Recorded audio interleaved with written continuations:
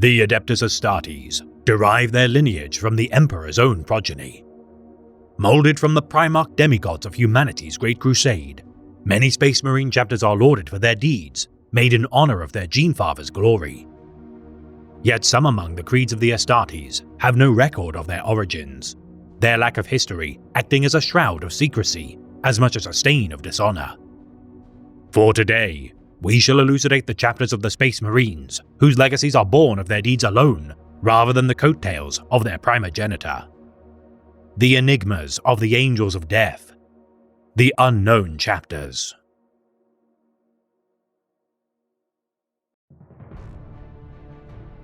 There is no time to be lost, Battle Brothers.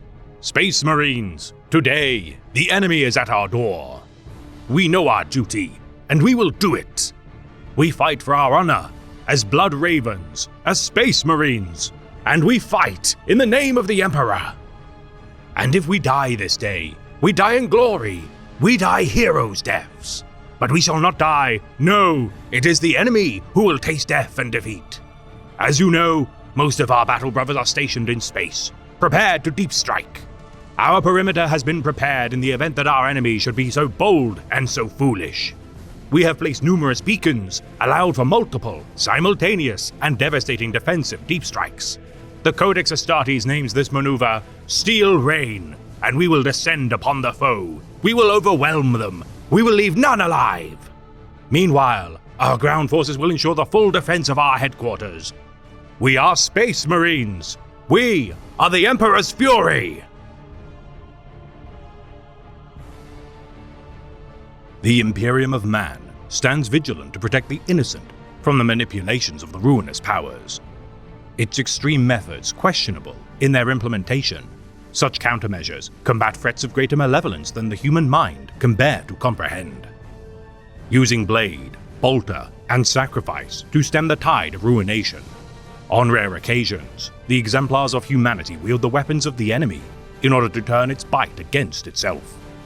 For today, we shall elucidate a creed of Astartes, noted for their psychic potency, who regardless of corrupting elements and long suffering, continue to vanguard the secrets of the Immaterium from the wicked.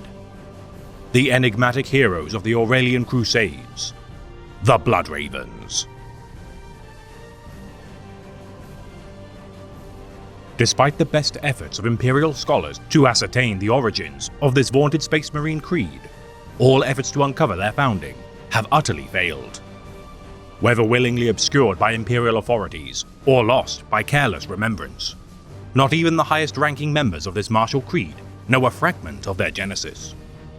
Their oldest records dating back to the era of the 37th millennium, despite scant accounts pertaining to the service centuries prior by myriad Imperial scholars, inquisitorial seals mark the rare records which remain locked away in vaults of unknown progeny. Such mysterious circumstance, known to the chapter as the Unfounding, stranger still is evidence that Eldari interlopers closely guard what scraps of information pertain to the chapter's origins, guarded by the Harlequin Order upon vast knowledge worlds. What can be ascertained from the chapter's earliest recorded history is their ignominious loss of lives fighting the pawns of chaos within the Gothic sector, though Imperial records cannot verify when such skirmishes occurred, nor if such accounts even transpired. Both their chapter master and master of sanctity, slain during ambushes of the chapter's earliest recorded deeds. From the jaws of defeat, the then Bloodraven's chief librarian, Azariah Vidya, delivered the survivors to salvation as the first of his creed to assume the role of chapter master. Furthermore prioritizing chief librarians to assume the mantle of leading their men, the Bloodravens lionized the deeds of their so-called Father Librarian as among their greatest champions. His intimate understanding of his enemy's doctrines, allowing for his exploitation of their weaknesses. Studying the tenets of the ruinous powers to better expose their vulnerabilities, Azariah Vidya divined strategies to combat such terrible foes, not through steel, but manuscript, much to the dismay of his allies who bore the brunt of enemy aggression. Launching attacks which soundly undermine the battle doctrines and strategies of the thralls of chaos with his studies concluded. So effective were the Bloodraven's campaigns under the command of Vidya, that bystanders believed that he read the minds of his opponents. purging the forces of chaos, including Alpha Legion sleeper cells with near-flawless efficiency. The Gothic sector rejoiced as the Bloodravens withdrew to mourn their fallen, replenish their losses, and reflect on their service. Despite the disdain projected by rival chapter masters that a chief librarian had assumed the mantle in contravention to the prescribed hierarchy of the Codex Astartes, none could deny the effectiveness of such an appointment. Continuing his gloried service for several centuries before finally succumbing to the inexorable demand of war to claim its due, Azariah Vidya had completely revolutionized his chapter's organizational structure before finally perishing in battle. Following the example of their great father, the Bloodravens studied their foes intently before launching precision strikes.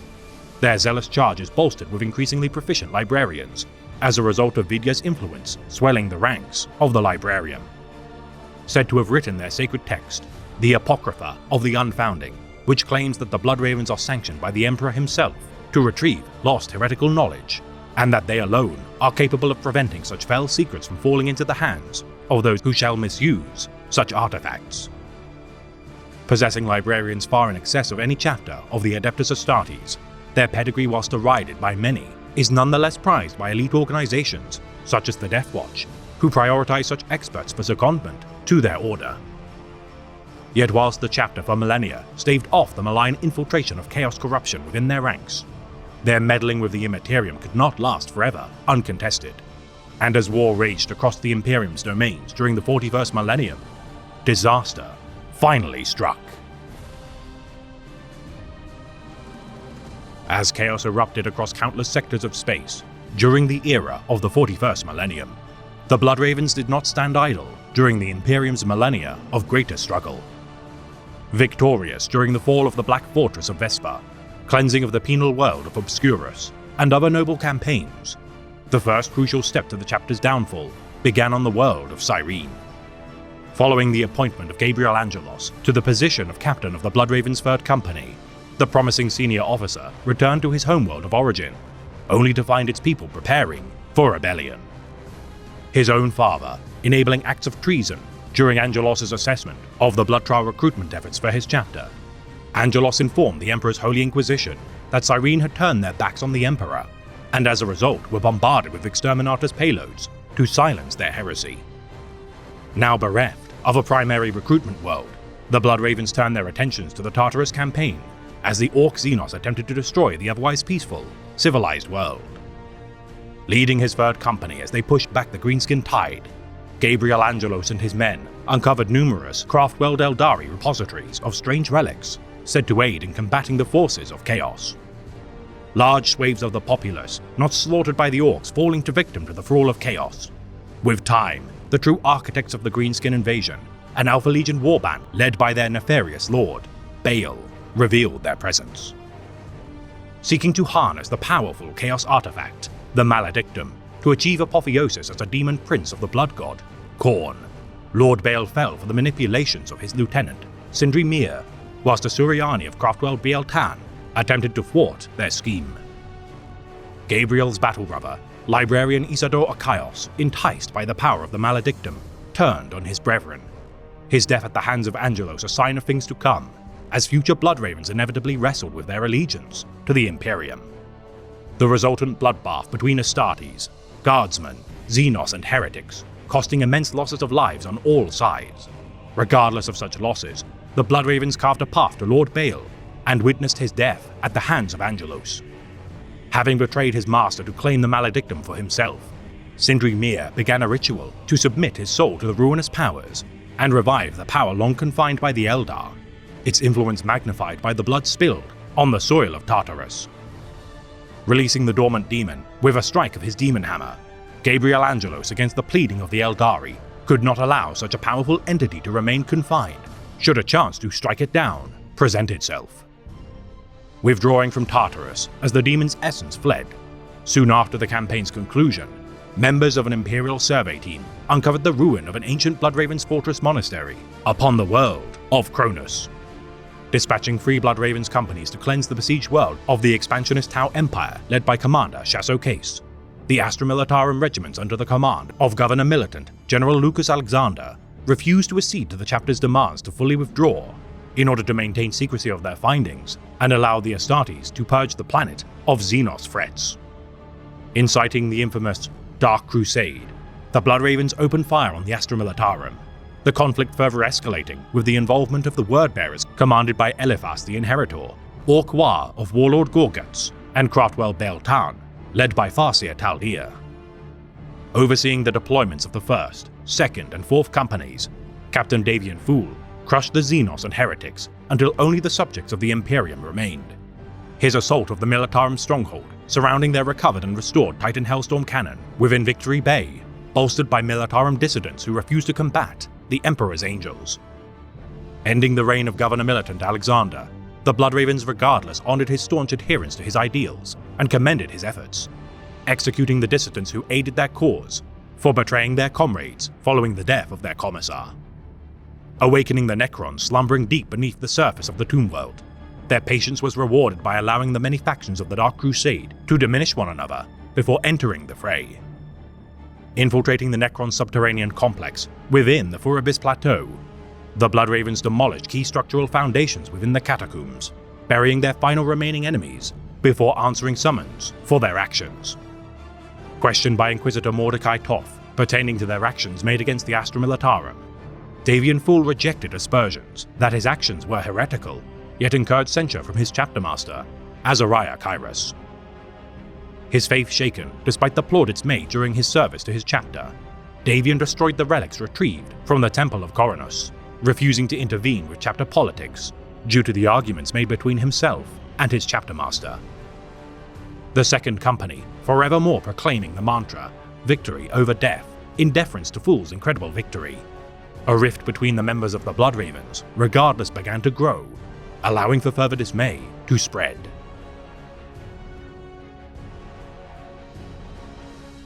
Due to the integral nature of the Aurelia subsector as a recruitment ground for the chapter's forces, the battles which racked its domains imperiled the chapter's future. Initially invaded by the Greenskin Menace as their rampages ravaged the soil of Calderis, Davian Fool once again led his company as vengeance filled their hearts following the chapter's defeat during the disastrous Kuarava campaign led by the disgraced captain, Indrik Boreal. Driving the Orcs from Calderis, as reported sightings of Asuriani warp spiders within the Fellhammer mines reached Bloodraven's command, looming threats began to darken the stars of Aurelia. Redeployed to the feral world of Typhon Primaris with the withdrawal of the Orcs, the Bloodravens formed a temporary alliance with the Eldar as Tyranids of Highfleet Leviathan began to devour all life within the Aurelia subsector. Mortally wounded during the engagement, Fool's command would be assumed by Techmarine Martellus as they relieved the ailing world of Typhon Primaris, striking down key commanders of each faction besetting their domains. The Bloodravens toiled to produce a biotoxin to destroy the Great Devourer, while simultaneously safeguarding the hive city of Angel Forge upon Meridian. Revived to the stature of a dreadnought, Davian Fool returned to the fray, fighting by the side of Sergeant Tarkus as they uncovered the treachery of Farseer Idranel, whose actions had lured the Tyranids to assault the Aurelian subsector as bait.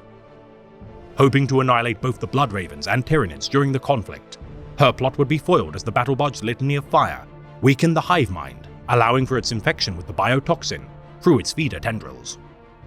Reinforced by Captain Gabriel Angelos and his third company during their hour of direst need, the Bloodravens slew the Hive Tyrant Alpha, which allowed for the conclusion of the First Aurelian Crusade. Though billions of souls had been saved, it would not be long before a second Aurelian Crusade erupted. The sudden appearance of their long-lost homeworld of yore, Aurelia, spat from a warp storm. Recorded to have been corrupted by the greater demon of Nurgle, Ulker the Unclean, a millennia prior, the librarian epistolary of the Bloodravens, Azariah Kairos, had imprisoned the entity within the depths of their fortress monastery, Selenon. Having returned to his chapter 5 centuries prior to the return of the capital of the Aurelia subsector, the Bloodravens had found the librarian within the Space Hulk, Judgment of Carrion, and welcomed their stalwart hero of legend back into the fold before the Hulks returned to the warp, over time promoting Kairos to the rank of Chapter Master. Concealing his corruption by the ruinous powers, Azariah had waited for the opportunity to turn his chapter to the whim of chaos, and now with the return of Aurelia, his time to strike was imminent. Confronting the Black Legion forces, led by Aragast the Pillager and former Wordbearer, Eliphas the Inheritor, Gabriel Angelos led the 3rd and 5th Companies to war, as elements of the Eldar and Orcs once more beset the system. The judgment of Carrion once more returned from the warp, requiring investigation before it once again disappeared. Force Commander Sergeant Aramis, discovering slain brethren of the Blood Angels 5th Company aboard the Space Hulk. Evidence suggested that one of its surviving members, Apothecary Galen, bore signs of Chaos corruption. As Captain Angelos and Force Commander Aramis fought to repel the Xenos, Captain Apollo Diomedes, as the right hand of the Chapter Master, ordered their forces to stand down as they encroached too close to unearthing Azariah's true intentions. Ignoring the orders of Diomedes, both senior officers continued their advance into the lines of the Black Legion, until discovering that Azariah was the culprit for the infestation of chaos. Manipulated by Ulker the Unclean, Kyrus had escaped Aurelia aboard the Judgment of Carrion, and slowly turned his allegiance as a pawn of the ruinous Pantheon. Confronting Apothecary Galen within the camp base of Calderis, Force Commander Aramis slew the traitor to his chapter and incurred the wrath of Captain Diomedes. Unknowingly serving the whims of his corrupted master, Diomedes allowed Aramis to withdraw from Calderis as they continued their efforts to quell the invasion of Aragas the Pillager. Destroying the Black Legion warband and resealing Ulker the Unclean within Keep Selenon, despite the gains made by Aramis, the corrupted master of the Bloodravens could not allow his plans to be foiled. Declaring Gabriel Angelos as a renegade to the chapter before he could reveal his deception, Azariah Kyrus was willing to sacrifice his kinsman as Angelos withdrew from the conflict to prevent bloodshed against his battle brothers. The Second Aurelian Crusade had ignited the spark of betrayal, the beginning of the 3rd and final crusade to cleanse their chapter of shame 10 years subsequently. Subsector Aurelia remained embroiled in perpetual conflict. Apollo Diomedes and Force Commander Aramis now joined in purpose, biding their time to oppose Azariah, awaiting the return of Gabriel Angelos before confronting the traitors in their midst. Once more combating Orcs, Eldar, and Scions of the Black Legion, the Bloodravens repelled such aggressors alongside regiments of Thecadian shock troopers, led by Inquisitor Andrastia of the Ordo Hereticus. Ready to unleash a retribution fleet upon the Bloodravens should reports of their corruption prove to be true, Andrastia oversaw the reclamation efforts of Typhon Primaris, which remained infested by Tyranids, Orcs, and traitors. Contemplating Exterminatus to be the only method to finally rid the subsector of corruption, the majority of the guardsmen deployed began to surrender to the influence of chaos, yet a chance for redemption presented itself. Returning to face Azariah Kyrus, Gabriel Angelos, upon receiving word that such Exterminatus actions would fuel a blood ritual to the blood god Khorne, could not allow Kyrus to ascend to the form of a demon prince. As Captain Diomedes confronted traitor Bloodravens upon the world of Calderis, intent on purging the civilian populace in the name of Khorne, the Bloodravens' subsequent deactivation of a warp portal upon Aurelia and rebellion upon Meridian further fueled the offerings to the blood god. Locating Azariah Kyrus upon the dead world of Cyrene, as the Inquisition proceeded to enact orbital bombardment to cleanse the Aurelia subsector of heresy, Gabriel Angelos stepped foot on the homeworld of his birth to destroy the cause of his chapter's downfall. Slaying Azarias and informing Inquisitor Andraste to halt her purge of the subsector. Though broken in spirit from the conflict, Apollo Diomedes beheld the shattered physical form of Angelos. Returning him to the chapter to tend to his wounds, Gabriel Angelos stood proud as a hero to the chapter and assumed the mantle of Chapter Master, rooting out the remaining traitors in their midst and leading the Bloodravens to restore their tattered reputation.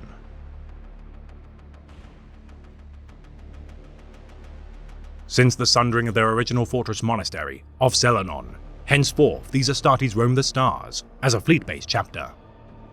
Encompassing several strike cruisers and battle barges, which protect their flagship, the Omnis Arcanum, their mobile fortress monastery houses the chapter's gene seed repositories and vast archives of knowledge. Each battle barge housing its own librarium to accommodate the Bloodravens' excess numbers of librarians compared to typical Astartes chapters. Each records the deeds of their respective company when deployed, far from the main body of their fleet during protracted campaigns. Exchanging information gleaned from battle with the Omnis Arcanum upon their return to the fleet. Their Librarium Sanctorum burgeons with each successful crusade, epitomizing their chapter motto, "Knowledge is power." such widespread deployments exacerbating their ability to induct new Astartes candidates into the fold. Unlike the majority of Space Marine chapters, the Bloodravens benefit from a wide range of planets to recruit aspirants into their ranks in order to compensate for such limitations. Each planet's populace breeding a higher than average amount of Psykers, the Bloodravens foster beneficial relationships with such worlds to capitalize on recruiting such promising aspirants. Typically drawn from the worlds within Subsector Aurelia and the Coriolis sector, such as the feral worlds of Calderis and Typhon Primaris, for many centuries, neophytes conscripted from Hiveworld Meridian proved insufficient to survive induction trials. Training such aspirants within each capital ship of their fleet, their gene seed reserves are spread across several implantation chambers within such vessels. The chapter's future further imperiled with the loss of Calderis to Greenskin Butchery, reclamation of the Tomb World, Rahe's Paradise by the Necrons, exterminatus of Cyrene's corrupting influence, and bioconsumption of Typhon Primaris by the Great Devourer seemingly determined the chapter's survival as hopeless. Revivified by Lord Commander Rabute Guilliman's dispatch of Primaris Space Marines to reinforce their numbers, this long-beleaguered chapter, regardless of such an influx of such genetically pure auxiliaries, cannot identify the origin of their bloodline. Tested routinely by the Adeptus Mechanicus for signs of gene seed mutation or chaos corruption, no evidence has been forthcoming of any signs of heresy, despite numerous clamoring attempts. Their abnormally large pool of librarians causing many to speculate their ties to the infamous Traitor Legion, the Thousand Sons. Several strange accounts bear credence to such a belief. On a surface level, their hunger for knowledge mirrors closely to that of the Sons of Magnus, their dabbling with the fell secrets of the Immaterium damning many of their number to the thrall of chaos as they uncover forbidden secrets. The resemblance of their chapter icon to the Corvidae cult of the 15th Legion, further embellished by Remembrancer Callista Eris, her visions of ravens of blood, lost, crying out for salvation, and their unknown father, attributed by many to actually be referencing the burning of Prospero by the hands of the Vilca Fenrica. Comments made such as Lost Brother by the exiled chief librarian Arzek Araman to librarian Ramar upon the world of Arcadia during his conflict with the Prodigal Sons, also vague in its implementation. Whilst debate between the validity of the ties between these two factions remains, it must be said that to believe the words of a traitor is to willingly submit to their manipulations. Diligently accruing tomes of Arcana to be sealed within their Librarium Sanctorum, their unhealthy curiosity for lore and curios leads to an obsessive need to discover knowledge at the expense of bystanders' safety. The immense volumes of potential secrets housed within their archives restricted to prevent an unholy enlightenment within their ranks. The siren call of madness is too much to bear for even the wisest minds of the chapter, should they delve too deep into their pages. Minimally Codex compliant in their formations, the Bloodravens, whilst retaining several noticeable similarities to the tome's doctrine in several ways, divert from its prescribed outlines. Their record-keeping, exceeding even the legendary founding chapter's archives, their extensive overabundance of librarians allows for the accrual of battlefield data, vaunted deeds, and the retrieval of pertinent artifacts.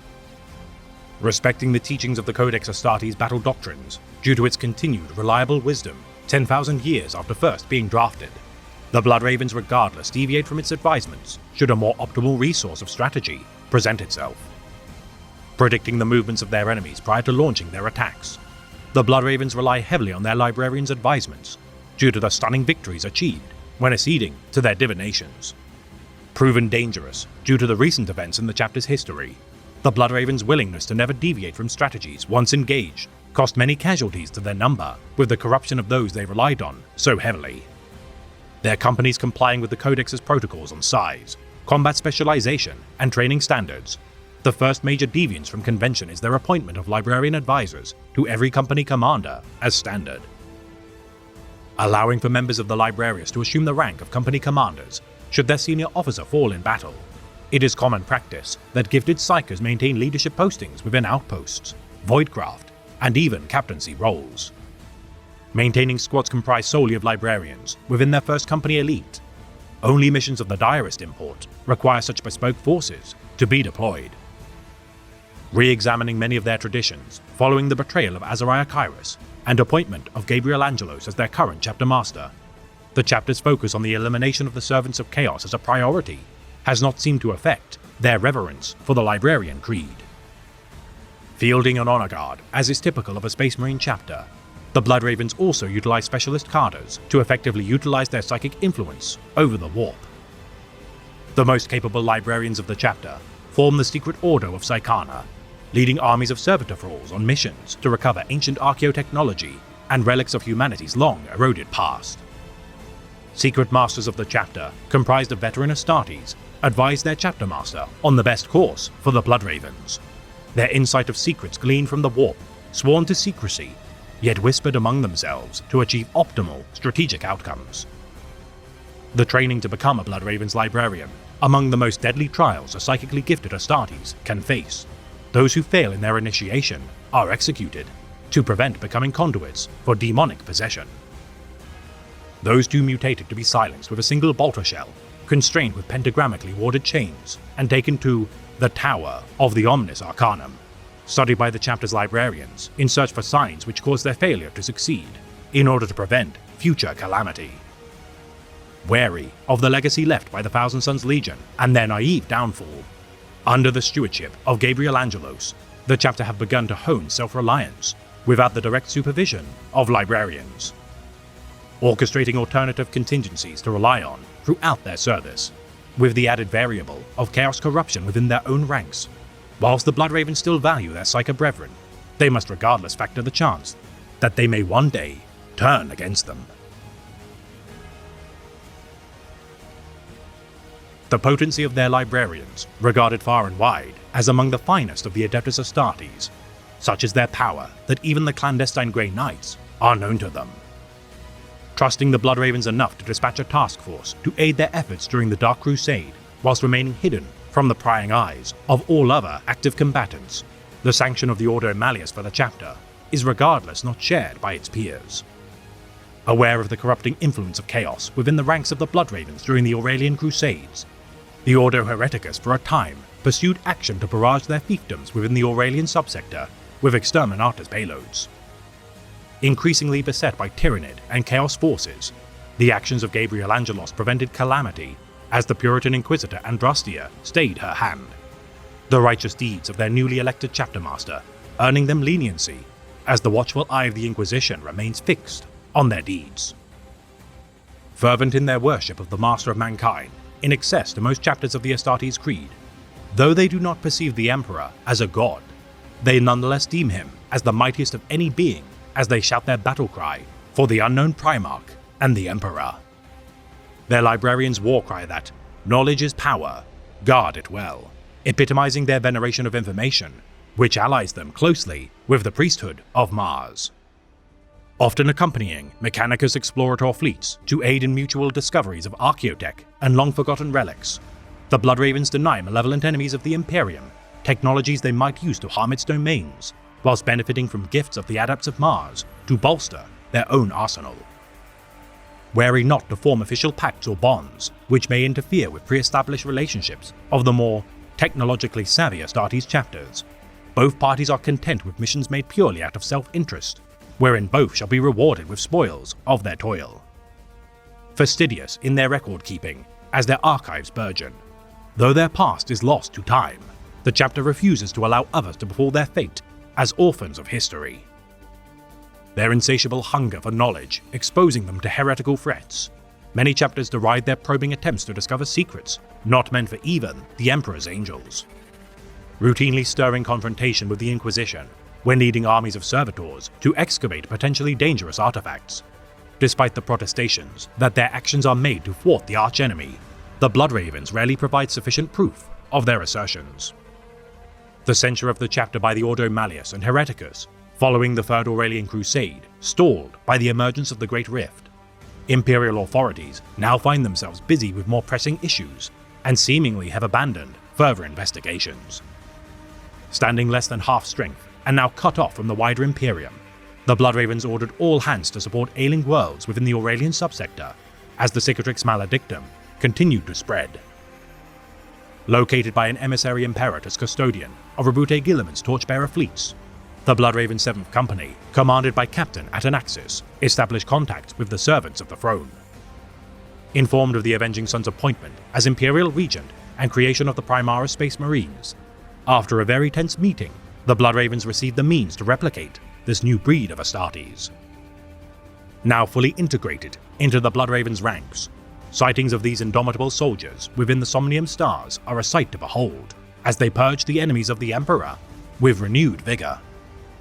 Clad in dark red ceramite, adorned with pale white pauldron insets, black trim, and gesticulars, the chapter elite often adopt golden ornamentation to signify their command. Marking their tactical role with black paint on their right pauldrons, with white high Gothic numerals atop such designs to symbolize their squad. Their knee plates adopt the outline color scheme of the Codex Astartes to designate their company.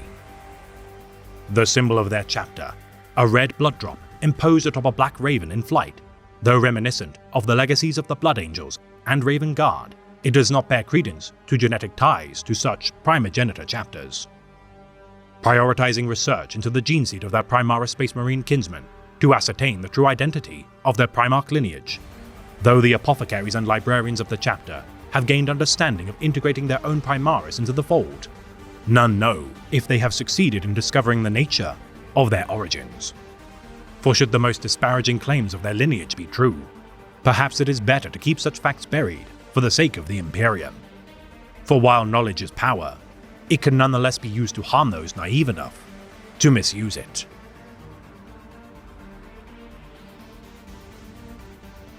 An open mind is like a fortress, with its gates unbarred and unguarded.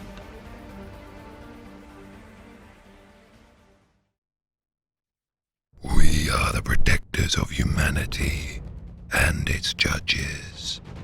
When the shadows strike, we strike back. From the outer dark we come, and into the depths we shall return. The Black Sea, beyond the stars, calls to us. The Legiones Astartes would sire many successors to enact the will of the Imperium across the stars. Some would epitomize the Ecclesiarchy's teachings, others would champion the honor of their forebears, and many would lose their ties to their kin with the waning millennia. Yet among the Adeptus Astartes, not all would be regaled as heroes or paragons of the Imperium, for some would serve a darker purpose in the most perilous of war zones. Chapters such as the Hunters of the Void, the Carcharodons. Much of the colloquially named Space Sharks chapter would remain obscured from history. Records of their origins conflict, with some scholars citing their founding as among the primogenitors of the Second Founding, whilst more scrutinous historians cite their formation during the 23rd Sentinel Founding. Though not conclusive, many cite the 19th Legion, the Raven Guard, to be the origin of their gene seed, citing the first Shade Lord of the Great Crusade, Arcus Phaal, as their prime ancestor. A Terran-born Astartes, Arcas would fight during the Wars of Unification in the name of the 19th, prior to his reunion with his gene sire, Corvus Corax. Known to detest the Terran stock of his legion, Corax would implement changes to supplant their command hierarchy with Astartes of his own homeworld of Deliverance. Supplanting the cold-blooded methods of war inherited from the Xeric tribes of ancient Terra, the warriors of the 19th would adopt the guerrilla warfare and stealth tactics championed by the veterans of Lycaeus. The Legion's prior service to his reunion garnering a reputation as an occupying force, their oppressive tendencies would stand in opposition to every virtue Corax upheld as a survivor of the slavers of Lycaeus. Demoting the most senior veterans of the former Legion to line soldier duties, Arcas Phaal would be no exception. Stripped of his rank as the Lord Commander of the 19th, Arcas's 3 decades of service to his Legion would bear no favor with his Primarch. Further separating his Terran sons by combining them into small, independent nomadic fleets, Corax would cast his Terran Astartes to work alongside rogue trader fleets and other mercenary bands. Now commanding such an independent fleet, Arcas Phaal would never return to the side of his Primarch. The Raven Lord would make no efforts to call for their aid during the Raven Guard Legion's collapse during the Horus Heresy, further estranging the Terrans of the Xeric tribes from their liege. Yet records held within the Emperor's Holy Inquisition shed light on the Imperium's command to their alienated warriors. Within the mythos Angelica Mortis, they would be tasked to roam the outer darkness of the void upon an endless voyage to ravage the foes of humanity. To set about the traitor, the alien, and the renegade without mercy, and harrow them in their places of strength. Of all the deeds of the Carcharodons, none would be more infamous than their involvement during the Badab War. Following their confrontation of Abaddon the Despoiler's 7th Black Crusade and the War in the Deeps against the Tyranid Menace, the Carcharodons would be embroiled in a civil war of immense proportions. During 910.M41, the Astral Claws chapter of Adeptus Astartes would secede from the Imperium and hold dominion of the Maelstrom Zone. Alongside the Executioners, Lamenters, and Mantis Warriors chapters, the chapter master of the Astral Claws, Luft Huron, would stand defiant against the vast loyalist armies of the Exorcists, Fire Angels, Fire Hawks, Howling Griffins, Marines Errant, Minotaurs, Nova Marines, Raptors, Red Scorpions, Salamanders, Sons of Medusa, and Star Phantom chapters. Causing tension between both sides at the arrival of the unknown combatants, the Loyalists would manage to validate their Imperial authorization protocols from the ancient warships. Offering their aid in the battle, the Carcharodons would claim to have answered a summons sent from the throne world itself, Holy Terror. Tyberos the Red Wake would submit himself to gene sampling and produce Ancient Notice's patent of their deeds, and be deemed loyal by the Loyalist commanders. Lord High Commander Karab Kuln, Chapter Master of the Red Scorpions, would allow for the Carcharodons to fight within his lines of battle and deploy them to the Endymion Cluster. Confronting the Mantis Warrior secessionists, the Carcharodons would systematically annihilate the Mantis Warriors and drive them from the Endymion sector. Joining the final battle of the War of Badab Prime during 913.M41, the Carcharodons would sabotage the planet's geothermal reactors to rob the planet's defense batteries of power. The hive cities of Badab Prime would incur tectonic upheaval from the lack of power, consuming swathes of the hives into molten seas of lava. Victorious over the secessionists, the Carcharodons would return to the Endymion sector to harvest new recruits from the training grounds of the Mantis Warriors. With agreement of the Firehawks, the Carcharodons would enact their Red Tithe and venture once more into the darkest voids of space.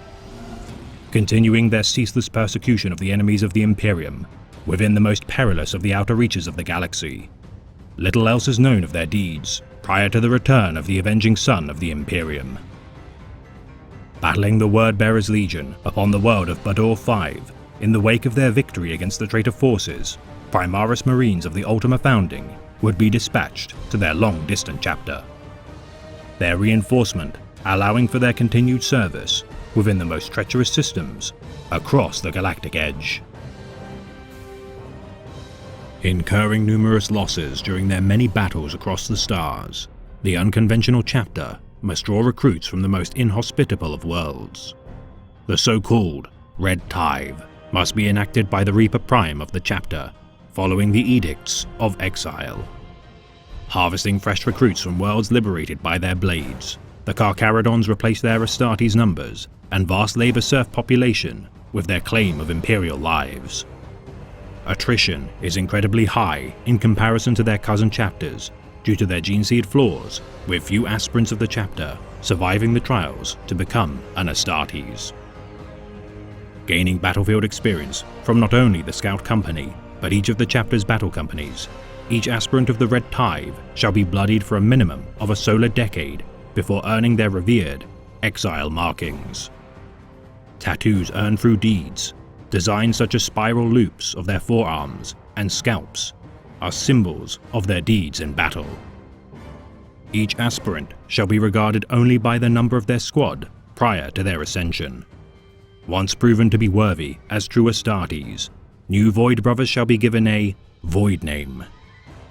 forming close bonds of camaraderie with their fellow exiles, the Ashen Claws. The former 18th Company of the Raven Guard had turned against both sides of the war of the Horus Heresy to eke out an existence far from Imperial space. Working alongside the Carcharodon's Astra on many occasions throughout the millennia, the Ashen Claws have on many occasions replenished munitions, materials, and even recruits to the Carcharodons in their times of most desperate need. Though such an ancient pact has proven beneficial to both parties, it would be a mistake to think of them on good terms. Looked down upon by the current master of the Ashen Claws, the renegade Space Marines often taunt their desperate brethren to weaken their negotiations to benefit their trade. Called the Great Hives, the Harvester Prime of the chapter must see to the adequate equipment maintenance and supplies of each company to allow for the fighting peak strength of the Carcharodons in their pursuit of ancient archaeotech. Trading such relics to the Mechanicus of Mars in exchange for vehicles, power armor, and weapons, the Carcharodons scavenge for every scrap of resource to continue their savage wars. Their biology, rarely observed by outsiders of the chapter, the only records of their gene seed are gleaned from the records of the Death Watch. Showing no obvious signs of mutation, the gene seed of the chapter, nonetheless, has degraded with time. Showing further evidence of their ties to the gene stock of the Raven Guard, each Astartes of the chapter's complexion shows a death-like paleness as black eyes gleam from their sockets. Their phenotype transforming their aspirants' genetic makeup to share their deathly visage. Sleeping within cryotanks as they voyage across the stars, the Carcharodons lie dormant in the darkness for years without contact of the Imperium. Unleashed onto battle, once awoken from their long slumber, the veterans of the chapter watch over their junior Astartes as they sleep, for the longer one's service to the chapter, the more difficult rest becomes. With some records indicating that the oldest of the chapter's Astartes have not used the cryotank sleep assistance for Terran centuries. As a fleet-based chapter, distant from ties to the Imperium, the Carcharodons make use of any ships and war gear they can claim from the battlefield. Extensively modifying their equipment to fulfill their requirements, it is not uncommon for Space Marines of the chapter to wield ancient Phobos pattern bolters and Mark V power armor some 10,000 years in age. Fiercely self-sufficient, each battle company of the chapter define their combat doctrine and organization independently from one another, with each containing Scout Marines and Terminator-clad veterans within their ranks. Eschewing reserve companies, the battle companies of the Carcharodons seem to have abandoned the teachings of the Codex Astartes and choose to outline their own stratagems and hierarchical heraldries. Utilizing chaplains and librarians, the use of tech marines and apothecaries is more seldom within the chapter, due to their value to be preserved and kept away from the front line of battle. Each company comprises of between 100 to 120 Astartes, with as many as 30 Scout Marines, allowing for each company to carry out analysis and battlefield intel reports prior to their company's assaults. Highly disciplined and dour warriors, the chapter favors the use of shock troops to close their distance to their enemies. The command structure of the Carcharodons, despite their non-conformity to the conventions of the Codex Astartes, regardless resembles many of its outlines. The chapter master of the Carcharodons is known as the Shade Lord, following in the footsteps of the so-called Forgotten One, reputed to be Arcus Fowl. Currently attributed to the fearsome Tyberos, the gargantuan Astartes known as the Red Wake leads his chapter as an imposing and terrifying symbol of the chapter's wrath. Each company is led by company masters, with two of such captains of the chapter given unique roles and titles. The Reaper Prime, whilst commanding their respective company, must oversee the recruitment of new aspirants to the chapter, whilst the Harvester Prime must seek out lost technologies and facilitate trade with the Adepts of Mars. Strike Leaders act as the sergeants of the chapter, whilst Battle Brothers of the chapter are known as Void Brothers. Clad in grey armor, each Astartes proudly wears the symbol of their chapter, a great white shark set upon the dark void of space upon their left pauldron. Uniform in their panoplies of war, each warrior may adorn his ceramite with tokens and designs of oceanic predators, wounds, fanged maws, and tokens depicting their mysterious heritage. Their assault marines known as Devourers comprise the bulk of their ranks, for there also exist the elite Red Brethren, who bear the honor of marching into battle bedecked in Terminator armor. Armed and armored at all times, the Red Brethren etch red markings onto their armor and carry out the will of their Shade Lord and their respective Company Master.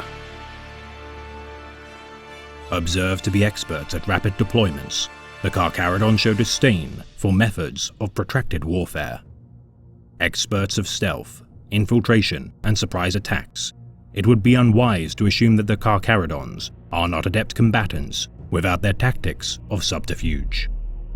Terrifying and imposing warriors, the chapter demonstrates intensely violent rampages following their simple yet effective tactics. Supported on occasion with armored vehicles, the Astartes of the chapter prefer to utilize mobile heavy infantry to fulfill their objectives. Preferring to be the aggressors in combat rather than forming defensive lines, the Carcharodon's integration of both scout units and Terminator vanguards enables for meticulously planned and devastating, overwhelming surprise attacks. Favoring drop pod assaults, Thunderhawk insertions, and teleportation attacks, the hulking warriors of the chapter are in stature alone enough to break the morale of lesser foes. Withdrawing from objectives that proved to be well defended, the chapter reorganize their men and plot new strike maneuvers as their opponents reel from their initial onslaughts. Never faltering in their patient yet deadly assaults, the continual exploitation of their enemies' weak points proved to be devastating and unsalvageable. Communicating in eerie silence, the Carcharodons prey further on their enemies' fears by organizing their advance via encrypted voxnets. Butchering their foes without a hint of a word, nor cry of pain when sustaining injuries, woe betide any foolish enough to stand in opposition of such reticent combatants. Firing ancient Ursus claw weaponry during naval engagements, the gigantic harpoons allow for the raiding of supply ships and facilitation of great hives. Following the tenets of the nomad predation pattern of fleet formation, the chapter voyage across the stars without pause and honor the heritage of their forebears, the wandering ancestors. Upholding their devotion to the master of mankind, Astartes of the Carcharodons carry devotional charms and prayer scrolls as among the most pious of Space Marine chapters. Revering the Emperor as the Void Father and Sire of the Forgotten One, the chapter emulate his eternal vigil upon the Golden Throne, as they too shall hunt his enemies across the galaxy as a beacon of light within the thickest of shadows. Ending their eternal crusade with the return of the Forgotten One, scholars and historians have no consensus as to the identity of such an enigmatic individual. Their creed predating the Imperial cult, the chapter's primal, zealous duty shall not be snuffed out by the servants of the Outer Dark. And so, the grey-clad came from the outer night, and their jagged maw did swallow the stars, and their black gaze did mirror the void of oblivion. Their pale shadows fell upon the servants of the Skulled One with great fury from the darkness, unseen as the beast that lurks beneath the black waters. Death for death, blood for blood. Thus were the sons of Sanguinius bought respite, and did turn back upon their pursuers. And so were damned traitors of the false gods driven unto their ruin.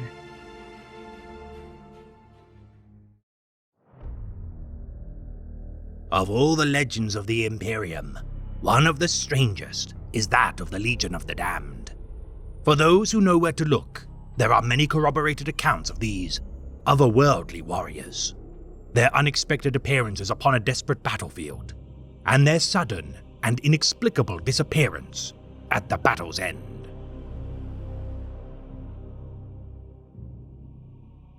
The Imperium of Man is defended by demigods, superhumans, and untold trillions of souls. locked in a perpetual state of eternal warfare, the domains of humanity are beset at every given moment without end, and require obscene amounts of warriors to stem the tide of extinction. For today, we shall elucidate a band of warriors from beyond the Pale, who, regardless of their terrifying visage, stand as among the Imperium's most dedicated defenders. The army of undead Astartes, the Legion of the Damned.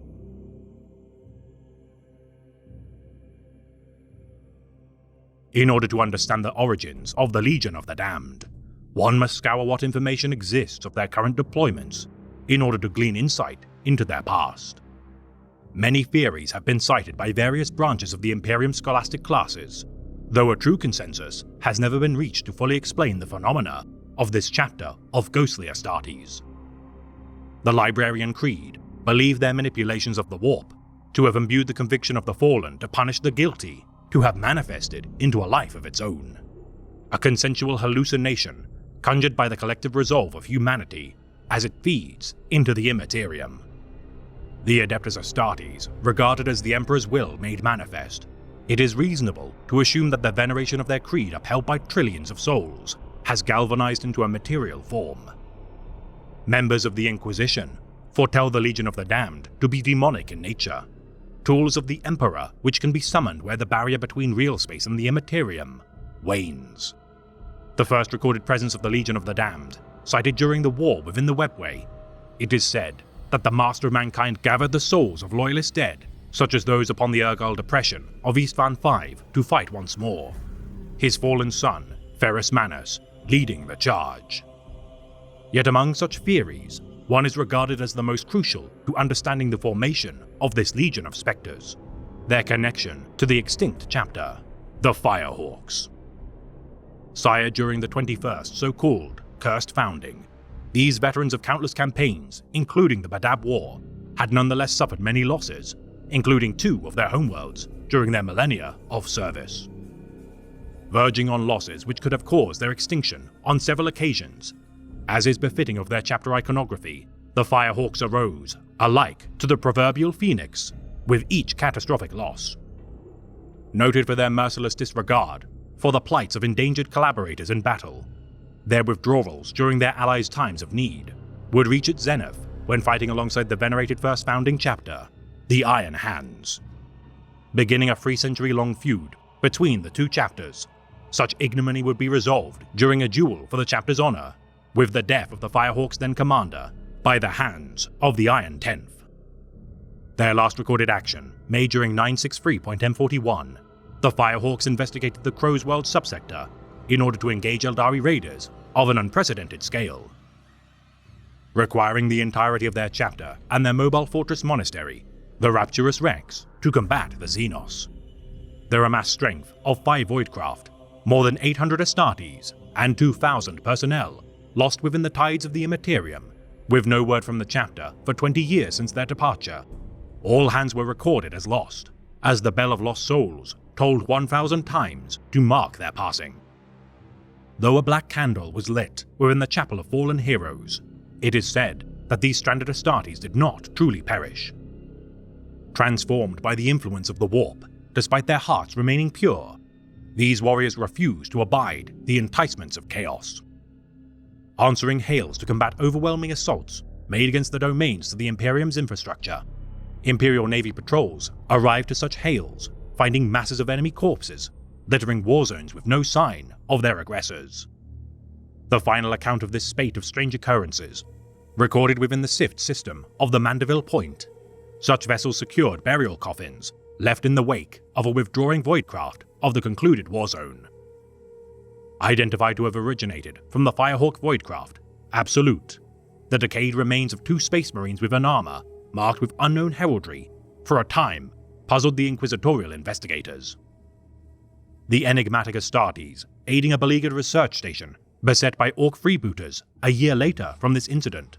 After annihilating the Xenos, the fellow Astartes left behind a banner of the Firehawks, inscribed with High Gothic scripture, In dedicato imperatum, ultra articulo mortis, translated as, For the Emperor, beyond the point of death.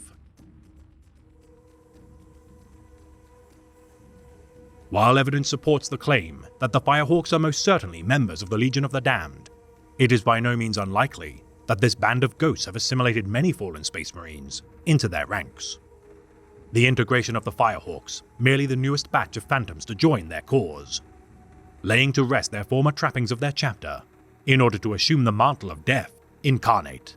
Accounts of those who bear no helmet said to be characterized by sunken skin, hollow eye sockets, and skin drained of all vitality. Reports made by the Inquisition cite that 600 of the Firehawks chapter perished during their time spent in the warp, their support craft lost with all hands. The surviving Astartes, driven mad by pain, wishing only for death, their duty to the Emperor regardless forbid them to perish, and thus drove the survivors of the Firehawks to endure until their duty was done. Abolishing their established ranking conventions and officer cadre, these living dead Space Marines resolved to embrace death beyond all norms of the Astartes Creed. Strict adherents of the Imperial cult prior to their transformation, the Firehawks, now clad in light-swallowing black ceramite, embody the purest form of the Angels of Death. Rumored to be fueled by the psychic backlash of prior sins made against humanity, events such as the massacres of Istvan III, Istvan V, Calth betrayal, and untold sins made against the Adeptus Astartes permeate through the Legion of the Damned as blood courses through a man's veins. Invigorated by an obligation to make the culprits of such heinous atrocities pay for their crimes against the fallen subjects of the Emperor, the zeal of the Legion of the Damned is unleashed through acts of cold and calculating purges.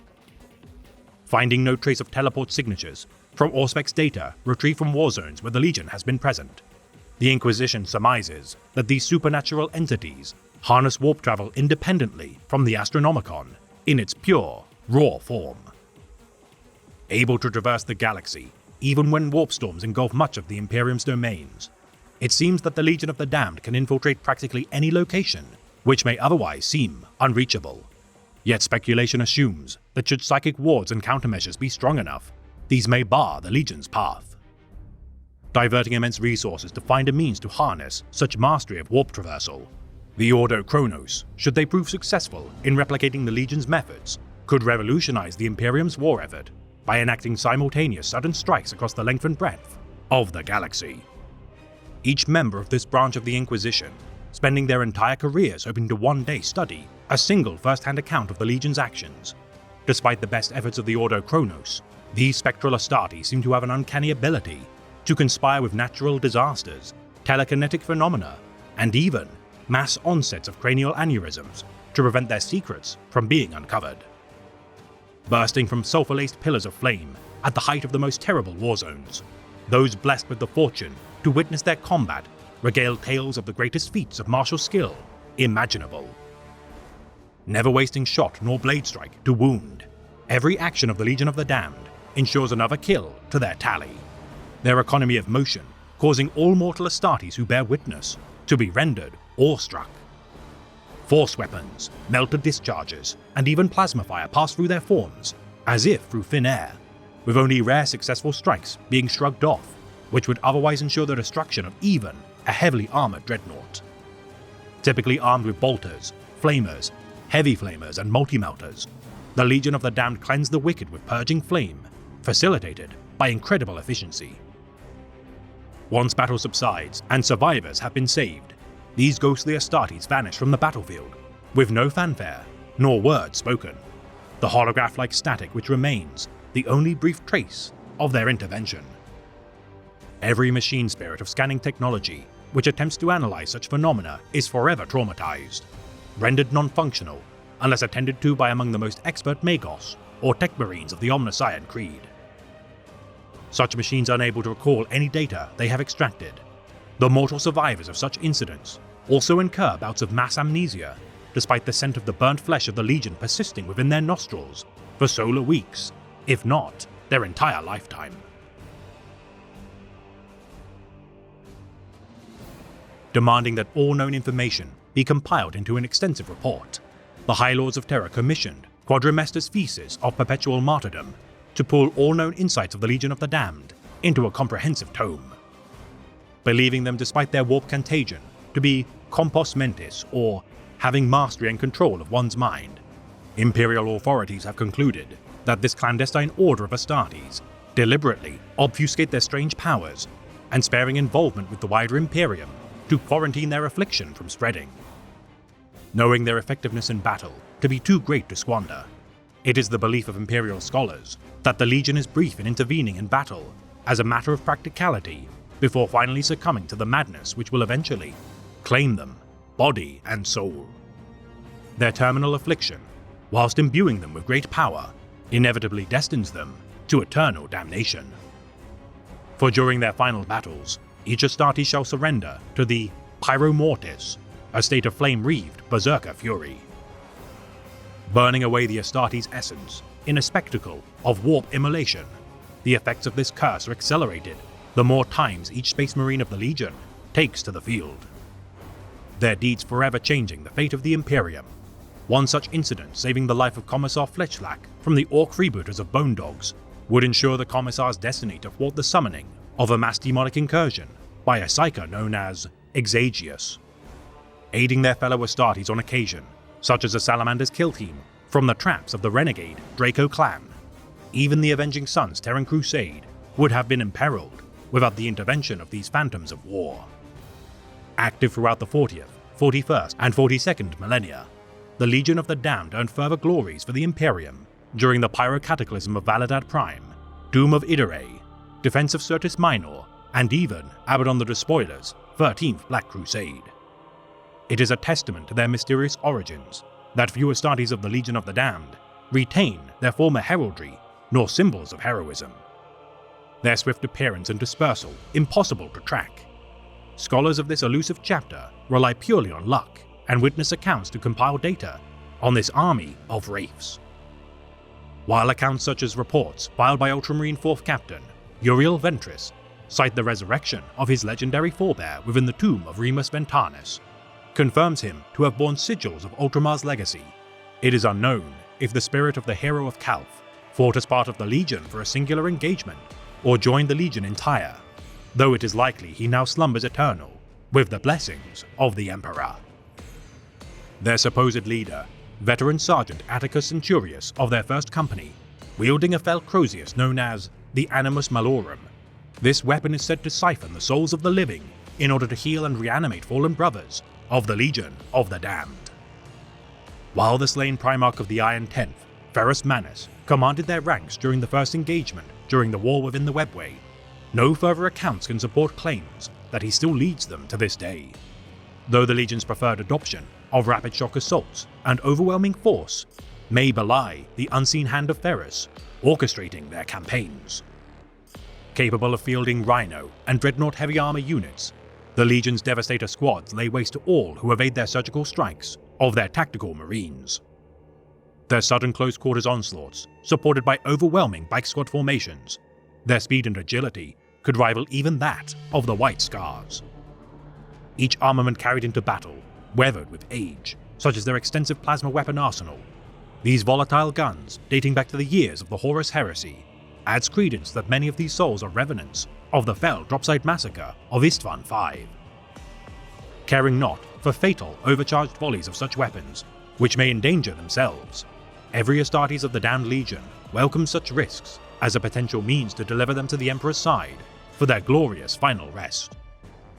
Grinding their enemies beneath their unrelenting marches, always as a single mass of troops, the Legion of the Damned has no need for subtlety nor nuance, for these warp-infused Space Marines fight alike to a single connected consciousness. Their psychic awareness heightened with their transformation, through divining the master of mankind's will, using the same essence which influences the Emperor's tarot, the Legion of the Damned appear at the most crucial of battles at exactly the opportune time to strike, as outlined in Quadrimester's Tarot Symbiosis. Their actions during their deployment to the Kalamitan subsector, a perfect example of their uncanny speed. Their efforts foiled the schemes of the Emperor's children apothecary, Fabius Bile, and allowed for the discovery of an STC respirator module, which saved trillions of lives from the spider's biovitriol virus. Their enormous mobile fortress, known as the Rapturous Rex, fought lost during 936.M41, and once belonging to the Firehawks, serves as their base of operations. Their use of such a war vessel further establishing their number to comprise the remnants of this vaunted chapter. The single largest voidcraft to have operated during the Badab War, few vessels in the Imperium's arsenal can match its sheer scale. Clad in black ceramite, adorned with bones, skulls, rib cages, and similarly painted chestiquillers, the ethereal flames which wreathe their panoplies mimics those painted on their armor. The symbol of their chapter, a white skull on a field of black, despite its simplicity, is regardless feared by all enemies of the Imperium who behold its promise of obliteration. Believed to be atoning for their past actions allowing their allies to perish for their own preservation, the Legion of the Damned now plunge themselves headfirst into the fray to defend the most imperiled defensive positions. For while the Immaterium spawns untold horrors to torment the citizens of humanity, not all beings born from its tides are malevolent in nature, and even those who are can focus their malignity against the enemies of the Imperium.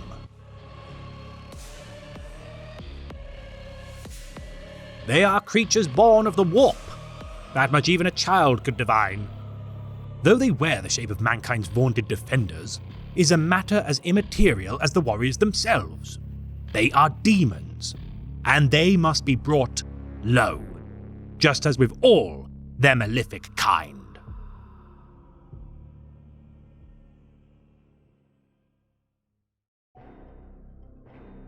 Kern was falling back with the others when Lorcar stopped him. A second burst from the sun gun lit up Kern's features, enough that Lorcar could see the annoyance in his eyes through his retinal lenses. "How many more shots has that plasma gun got?" he asked. "Too few," Kern replied tersely. "We are caught in a viper's nest, and you want an ammo count." Vogan and Rygor moved above them, mounting the platform with the others. From above the sergeants, the guttural retort of bolters sounded with desperate, struggling fire. "And tell me this," Lorcar added, acutely aware of the reptilian's proximity. He fired one-handed to keep the closest at bay, his other hand occupied with doing something else. "How long do you think a craven, ineffective officer like you could keep a command? Your men deserve better." "What?" Kern didn't have time to finish the question before Lorcar shoved him into the midst of the creatures and ran up onto the dais. Preoccupied with fighting for their lives, no one saw what had happened, or if they did, no one spoke of it or acted against it. Lorcar liked to assume it was the latter. To his martial credit, Kern fought hard and took a lot of wounds before he went down. It wasn't the reptilians that killed him though. He had just cleared a little breathing room when he sighted Lorcar staring down at him from the dais and turned his sun gun on the sergeant. He bellowed, "An eye for an eye, brother!" Kern could not have known the fuel cell interface had been tampered with. In the chaos of the fight, he failed to notice the perforation Lorcar had made in the sun gun's combustion chamber.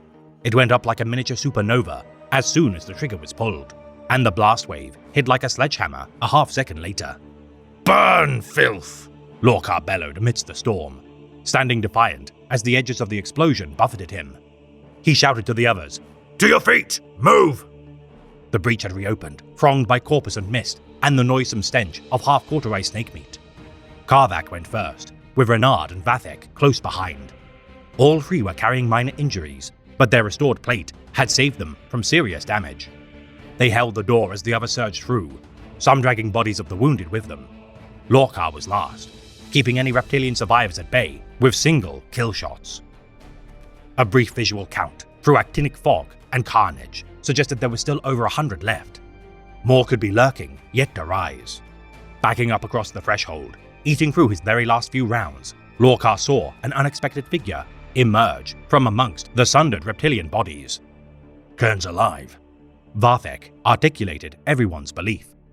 Battered, scorched black, Kern lifted his arm to hail them as he staggered through the settling blood mist, still breathing. "Impossible," said Karvak, hunkering behind the tracked weapons mount. "We can't reach him now." Gorv's statement was as good as giving permission. A single round remaining, Lorcar took aim and blew Kern's head apart. "Didn't think you were capable of mercy," uttered Renard, as the reptilians closed in on Kern's headless corpse. Harkane fed the creatures another burst from the rapier, hot lads chewing up any bold enough to venture within 3 meters of the doorway. "I'm not," Lorcar replied, as his tech marine remotely accessed the door panel and began to seal the laboratorium. The Marine's Malevolent are a successor chapter of unknown origin. Sired during the 32nd millennium, speculated to be of either the 4th or 5th foundings, these callous warriors care not for the lives of civilians as they purge any and all obstacles between themselves and their objectives. Prosecuting untold campaigns in the name of the Imperium, with zeal that many chapters find distasteful. Many have leveled accusations that the Marines' malevolent delight in the suffering of innocents due to their uncanny ability to accrue death tolls that seem intentional as a result of their excessive use of force. Difficult to form alliances with, due to fellow chapters treating them with disregard for their callous actions. Many have been the cause for censure by the Emperor's Holy Inquisition, though each investigation has come to naught. Entrapping rival Astartes into jewels of honor, often as a means to procure equipment of high quality. The grudges earned by the Marines' malevolent exceeds all others to the point that kill-stealing is often an excuse used to incite violence within their own ranks and those of their cousins. Proud of their impressive war record, which despite their savage nature is unimpeachable for its deeds made to the Imperium's glory, while all question their methods used in prosecuting campaigns, none can deny their effectiveness unconstrained by morals. Their belligerence rivaling even that of the traitor legions, with some speculating their true origins to be that of a Black Shield warband of yore. With no records pertaining to their homeworld, it is likely that their status is that of a fleet-based chapter. Their collateral damage inflicted upon civilians and allies alike, belying their war cry that hate is the surest weapon. Their pilfering of war zones for ammunition, weapons, and even dormant Space Marine panoplies has only further estranged them from their kindred. Intentionally injuring or even killing allies during rescue missions should they refuse to abandon their own kindred for the sake of their mission. Any fatality is an acceptable loss should failing minor objectives not endanger their campaigns. Refusing to allow any librarians of their chapter to establish command positions of their hierarchy due to their scorn felt for psychers, while some cite the Council of Nicaea as the primary motivator for their disdain. The chapter's belief that none are innocent, regardless, breeds intense self-loathing within their librarian creed, steeped as they are in guilt. Vaunted for their service during the Macarian Crusade of 392.M41, the entire chapter fought in the name of Lord Commander Solar Macarius, earning a grim reputation fighting beside the Star Phantoms chapter during the most deadly engagements of the campaign. The death of the Lord Solar during 400.M41, becoming the catalyst of the civil war known as the Macarian Heresy. The Marines' malevolent turned their bolters against the Star Phantoms, coming close to ensuring their own chapter's extinction and brief censure by the Inquisition. Salvaging war materials whenever viable, the Marines' malevolent's flayed alliances precludes them from resupply or mutually beneficial trade. Their reputation as carrion vultures, exemplified during their plundering of the derelict forge ship, the Archimedes Rex.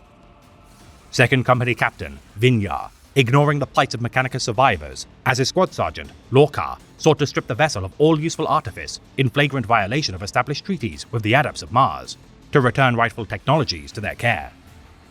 Allowing the Salamanders chapter to retrieve the weapons of the forge ship as their imposing voidcraft, Vulcan's Wrath, forced the Marines' malevolent to stand down. The ship's subsequent crash landing on the world of Scoria stranded the Salamanders' Third Company under the command of their captain, Nakeln. Captain Vinyar aiding the Salamanders' plight only should they surrender the forge ship spoils. Such a slight made to this legendary primogenitor would not go unpunished in the wars to come.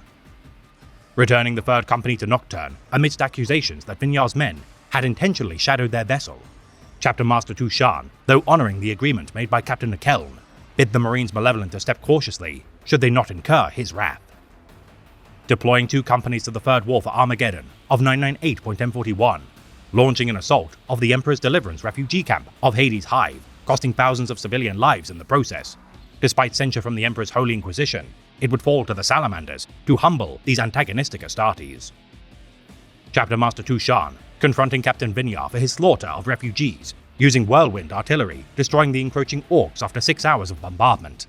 Unconfirmed reports state that Tushan struck Vinyar in a move out of character for the noble sons of Vulcan, as reprisal for such a heinous act of slaughter. Reputed for their use of ancient Mark 5B Godwin pattern bolters and antique Mark 6 Corvus pattern power armor for millennia. Despite their seeming lack of manufacturing capabilities, their elite vilifiers, drawn from every company of the chapter, have regardless marched into battle, armed with weapons of incredible pedigree. Clad in sunburst yellow ceramite, adorned with silver chest aquillas, black torso, groin, and backpack armor, each battle brother utilizes black tactical rolls on their right pauldron, with white high Gothic numerals atop such designs to mark their squad, and Codex-compliant vertical helmet stripes to denote their company.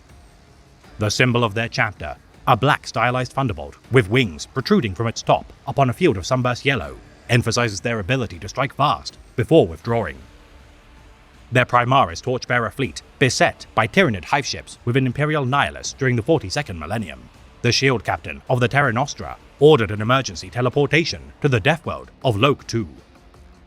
Retreating into the volcanic highlands as the Tyranids advanced for over a solar month, the Custodians protected their charge until the Marines Malevolent arrived in orbit, the Astartes driving the Great Devourer from Loke II, finding only a single Warden remaining of the defenses.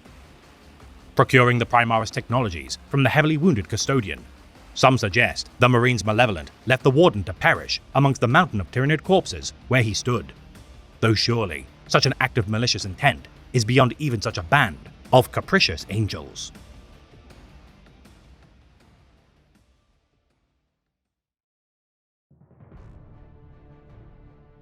The beast! The bronze beast in the darkness! Footsteps! It never tired, it just kept coming. We didn't stand a chance. Wherever we turned, we could not escape! Never escape!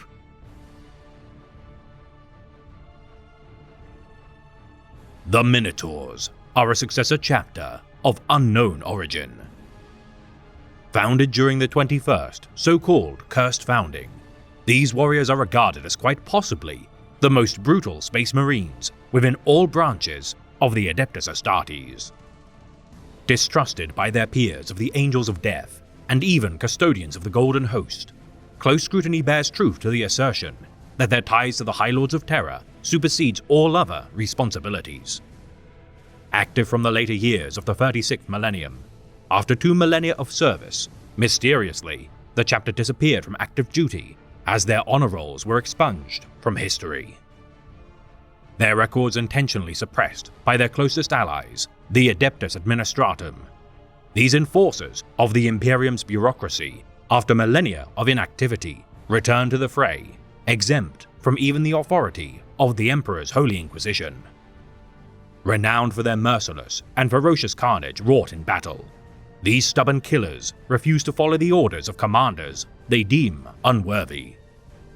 Tithing their gene seed at their own convenience to the Mechanicum Magos Inviglia, indicators of their chimeric gene seed lineage have caused the spread of rumors that their gene seed may bear relationship to that of traitor stock. Famed for their combating of the Night Lords and Iron Warriors within the Andromaque system of Abaddon the Despoiler's 8th Black Crusade, suppression of the Macarian heresy, and defense of Hermetica, arguably their most infamous campaign would be that of the Badab War.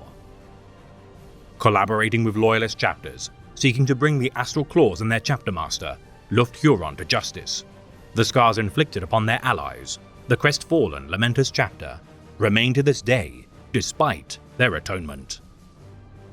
Committing the entirety of their chapter to the campaign during the 4th year of the war, the Minotaurs fought independently from their peers, yet regardless exacted a heavy toll on the forces of the Tyrant of Badab. Aiding the Crimson Fist chapter during the reclamation efforts of their homeworld, Rin's world, the harrowing of the Night Reapers of the Larnard Rifts, and enacting exterminatus actions against the Maynarch dynasty tombworlds of the Orphean War, the war record of these deadly Astartes are more varied than a cursory glance may suggest. Due to their proclivity to unleash ruin with no regard for casualties, unfounded assertions that their gene line descends from the Iron Warriors has done little to impact their status as the chosen liquidators of the High Lords of Terra.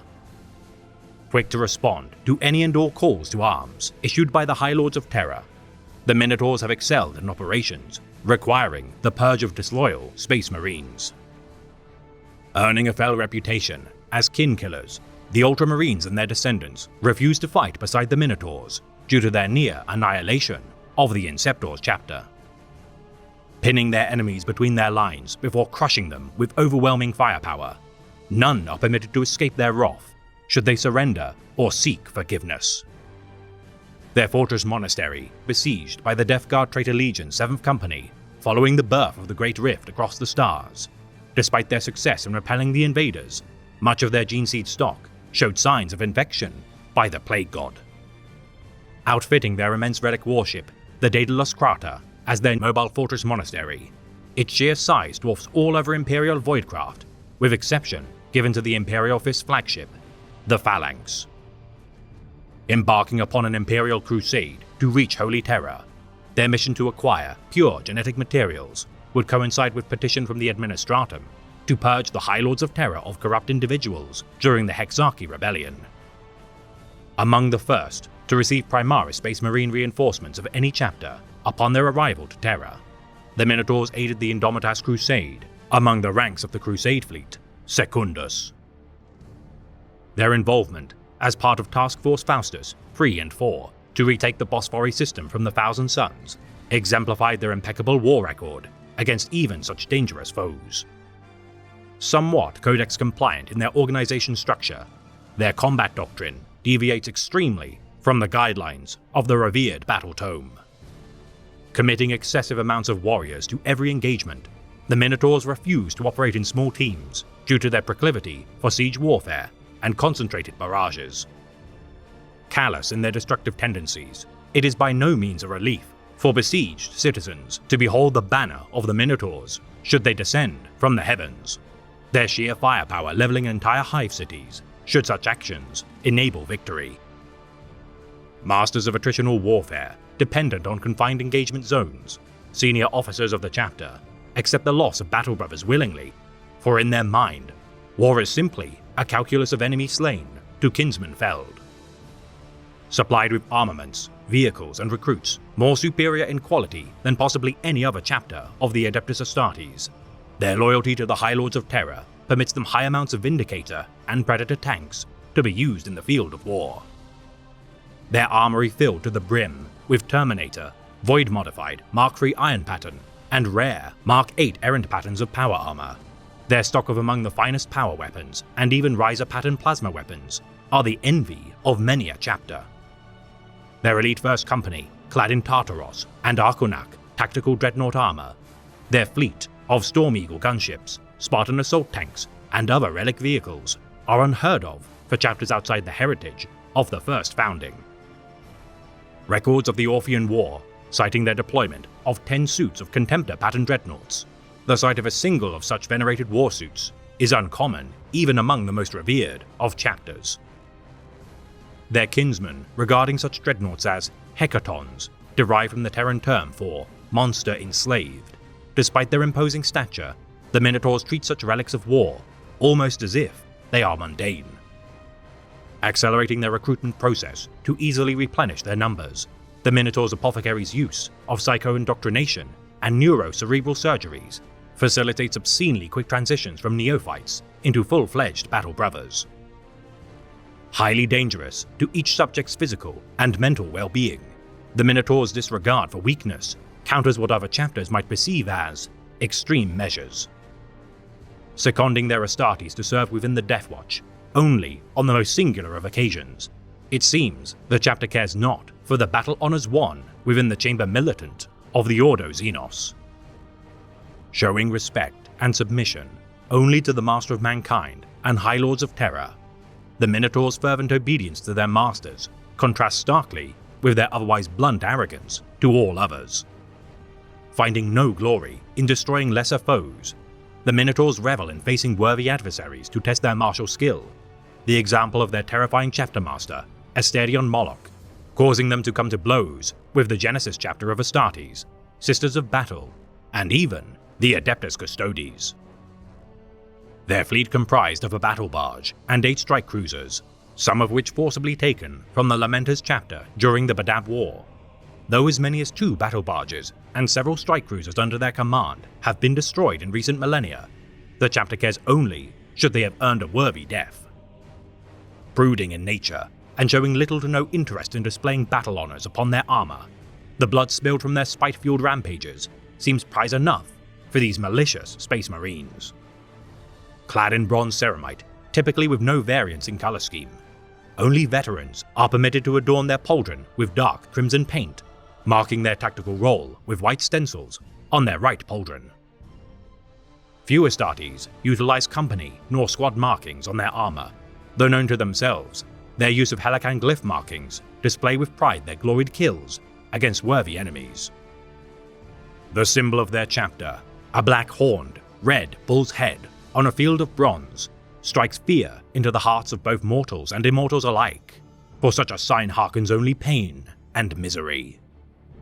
Hurling themselves into the thickest of fighting, instilled with unbridled fury, these unpredictable, unreliable, and unrelenting warriors are a menace to any who fight beside them, and a nightmare to those who oppose them. Now assimilating Primaris Space Marines into their ranks, this already formidable chapter continues to outperform the vast majority of their contemporaries, retaining their constant full complement of Astartes and pedigree as among the most accomplished Space Marine chapters.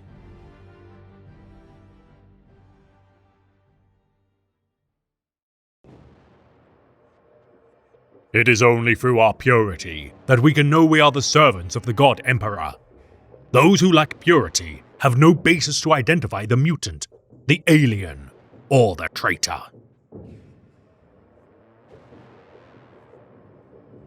The Red Scorpions are a successor chapter of unknown founding or origin.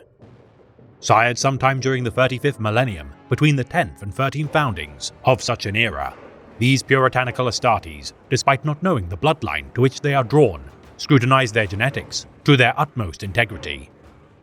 Devoted to imperial military doctrine with religious fervor, in their eyes, every sentence of the Codex Astartes is treated as sacrosanct, exceeding the zeal of even its most famed adherents, the Ultramarines. Refusing to serve alongside abhumans, such as Ogryns, Ratlings, or Beastmen, due to their mutations, such as their championing of genetic purity, that the chapter retains an excess of apothecaries within their ranks, and deems the master of their apothecarian as the overall second-in-command of their ranks. Their so-called corrections of the flesh alternatives to Narthecium, allowing for advanced treatments and procedures of even unenhanced humans, their lower dosages allow for optimal use of medical supplies without sacrificing potency. Assigning apothecaries to lead every squad of the chapter, in place typically reserved for sergeants. Their fanatical adherence to their bloodline's virtue is exceeded only by their worship to the master of mankind.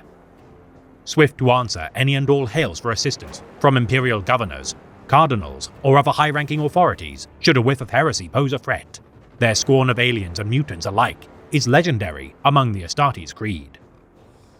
Their legacies of countless deeds made to the Imperium, shielding them from inquisitive souls, attempting to besmirch their legacy as an enigmatic chapter with no known origins. Their intense measures made to preserve their gene seed has regardless proven effective, with no signs of deterioration or corruption. Isolationist in the extreme, keeping interactions with allies to a minimum. For millennia, the chapter roamed the stars aboard the battle barges, Sword of Ordon, and Auel's Bane, with no homeworld nor fiefdoms to call their own. Quite possibly the most xenophobic chapter known to the Imperium, their service pledged to aid efforts in purging such enemies requires no compensation, brooking no tolerance for mercy. Tolerating Emperor-sanctioned deviations of human purity, such as the Navigator houses, without their aid traversing the stars, the chapter would have never accrued their impressive honor roll, waging wars across all corners of the void. Legendary for their victories of the Beryllium massacres of 498.M34, Helios campaign of 857.M38, Second Aegissene Crusade of 633.M39, Crucible of Endicon 9 of 236.M40, and several other campaigns throughout their career. Their combat made during the 41st millennium rivals that of even the most revered Primogenitor chapters. From the Galen 5 suppression, Siege of Vrax of 826.M41, Badab War of 906.M41, Second Tyrannic War of 992.M41, and even Third War for Armageddon of 998.M41. None know the true extent of enemies of the Imperium, felled by the Red Scorpion's hands, yet it doubtless exceeds decamillions. Surviving campaigns which threatened to cause their extinction, such as the Ordon Rift Crusade of the 39th millennium, despite being trapped within the interstellar wilderness of the Segmentum Tempestus for more than 3 years of toil, the Red Scorpions returned at the time of the Imperium's greatest need. Facing the Night Lord's Legion during the Battle of Grey Sisters alongside the Adeptus Auroritas, their conflict upon the battle station, Vigil, in orbit of the feral world of Zabus Minoris, cemented the outpost as their new fortress monastery henceforth. Recruiting candidates to join their fold from untold numbers of planets prior to Zabus Minoris, many souls of the Bronze Age feral tribes of their new homeworld are considered for initiation. The populace presenting their newborn offspring to a central temple complex upon their homeworld during the first full moon of their lifespan. The High Priest of Zabus Minoris disposes of those unworthy of life, returning the majority of such infants to their fathers with the blessing of their patron gods. Such missing children, in truth, taken to the Red Scorpions following meticulous genetic screening. Aboard the Vigil, such initiates are spared the primitive culture of their homeworld and familial ties. Concealing safe travel routes within the Zabus system to prevent prying eyes from investigating their new base of operations, the chapter primarily patrols the southern and western reaches to this day due to their proximity to their holdfast. Disciplined, orderly, and authoritarian to their core, the chaplains of the Red Scorpions tolerate no dissent within their ranks, as their strict hierarchy of command requires junior-ranking Astartes to obey orders without question. Each captain known by the title of Commander, whilst their chapter master holds the honorific of Lord High Commander. Such is their pedigree of tactical prowess, that during campaigns such as the Badab War, such individuals were often appointed to lead all assembled Astartes chapters allied to their cause. Respecting the Primarchs as equal in standing, with no preference to any above all. Regardless, the Red Scorpions show disdain for covert operations or camouflage as befits the scions of the Ravenlord, and neglect such tactics unless otherwise unavoidable. Upholding honor as among their most cherished virtues, their 10th Scout Company are deployed alongside their primary battle lines in the stead of reconnaissance missions, preferring to secure fire bases to better support their kindred with supporting fire. Retaining an armory which is the envy of many of their contemporaries, Land Raiders, Dreadnoughts, chapter relics and drop pods aplenty compensate for their otherwise lackluster supply of Terminator armor. Too short of such panoplies to be clad by even half of their first company elite, often such veterans are dispatched to serve as sergeants of their other battle companies. Those unable to be clad in such heavy plate entrusted priceless Mark IV Maximus pattern armor as a symbol of their rank. The chapters forge, manufacturing power weapons of incredible quality. Whether sword, axe or power fist, such works of artifice are gifted to veterans to bolster their effectiveness in battle and serve as a symbol of their prestige. Each commander of the chapter carrying weapons known collectively as Tears of the Scorpion. These ancient relic blades have felled countless foes, retaining their edges after millennia of righteous service. Librarians of the Red Scorpions, recruited from seed worlds or received from the Scholastica Psychana of the Adeptus Astratella Pathica. Such exemplars of their creed imbue their limbs with psychic force, which pulp their enemies into bloody ruin. Every battle brother seeking to eliminate physical imperfections and spiritual contamination from those beyond the fold of their kinsmen. Under divine mandate by the Emperor, the Red Scorpions adhere closely to many ecclesiarchal tenets. Their acts of penance, fatal should they be conducted by a mortal man, the chapter looks down upon many Imperial forces, including other chapters, due to their comparative laxity of self-mortification. Fighting in tandem with allies only during situations which would otherwise prove impossible to achieve victory. While some only reluctantly fight beside such zealots, others are more than accommodating to ensure their independent maneuvers to spare themselves from attempting to incorporate their exacting standards. Harboring particular enmity towards the Space Wolves and Blood Angels chapters due to their gene flaws, those who more flagrantly abandon principles of the Codex Astartes also prove difficult to work with. Purging allies who are deemed contaminated by corruption when deemed necessary. It is a testament to the chapter's capabilities that the Emperor's Holy Inquisition has never deemed such extreme actions worthy of reprisal. Relying on the Codex Astartes to amplify their myriad methods of warfare, each commander divides the battlefield into precise subsections and identifies the optimal doctrine of the Codex to apply to achieve victory within each segment. Constantly adapting to changes displayed by their enemies, rather than the rigid application of broad swathes of the Codex applied by many chapters, the Red Scorpion's shrewd application of Guilliman's teachings has led to astounding victories throughout their tenure.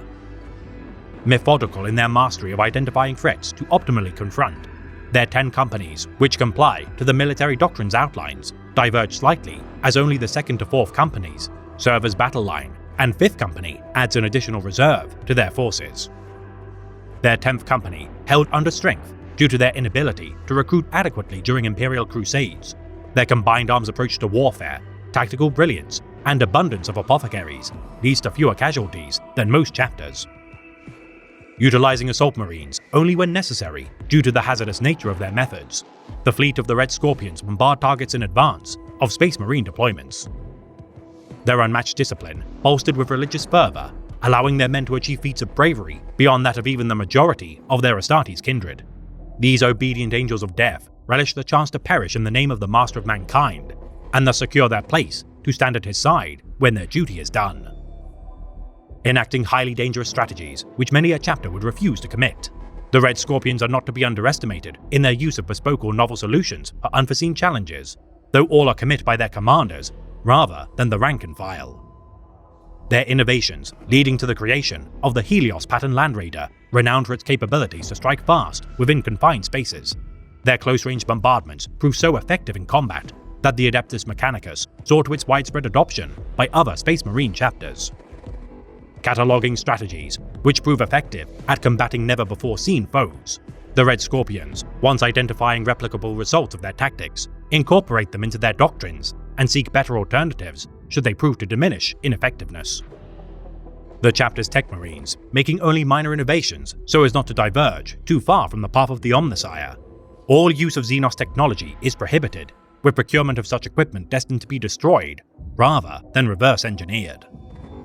The purity of their gene seed so well maintained that not a single biologist can ascertain a trace of characteristics which outlines the Primarch to which they are derived. Nevertheless, the chapter bears a psychological curse as a result of their scrutiny. Deeming themselves as only the pure in the eyes of the Emperor, whilst all battle brothers of the chapter deem mutants and mortal psychers as obvious aberrations of the Imperium's creation, those afflicted by their curse feel ever-growing scorn for such souls. The next stages of such a curse, causing its victims to see themselves as the true sons of the Emperor. In their eyes, their kindred cousin chapters are deemed as lesser, and thus unworthy of being treated with respect. The last stage of their affliction, deeming none but us to be trusted.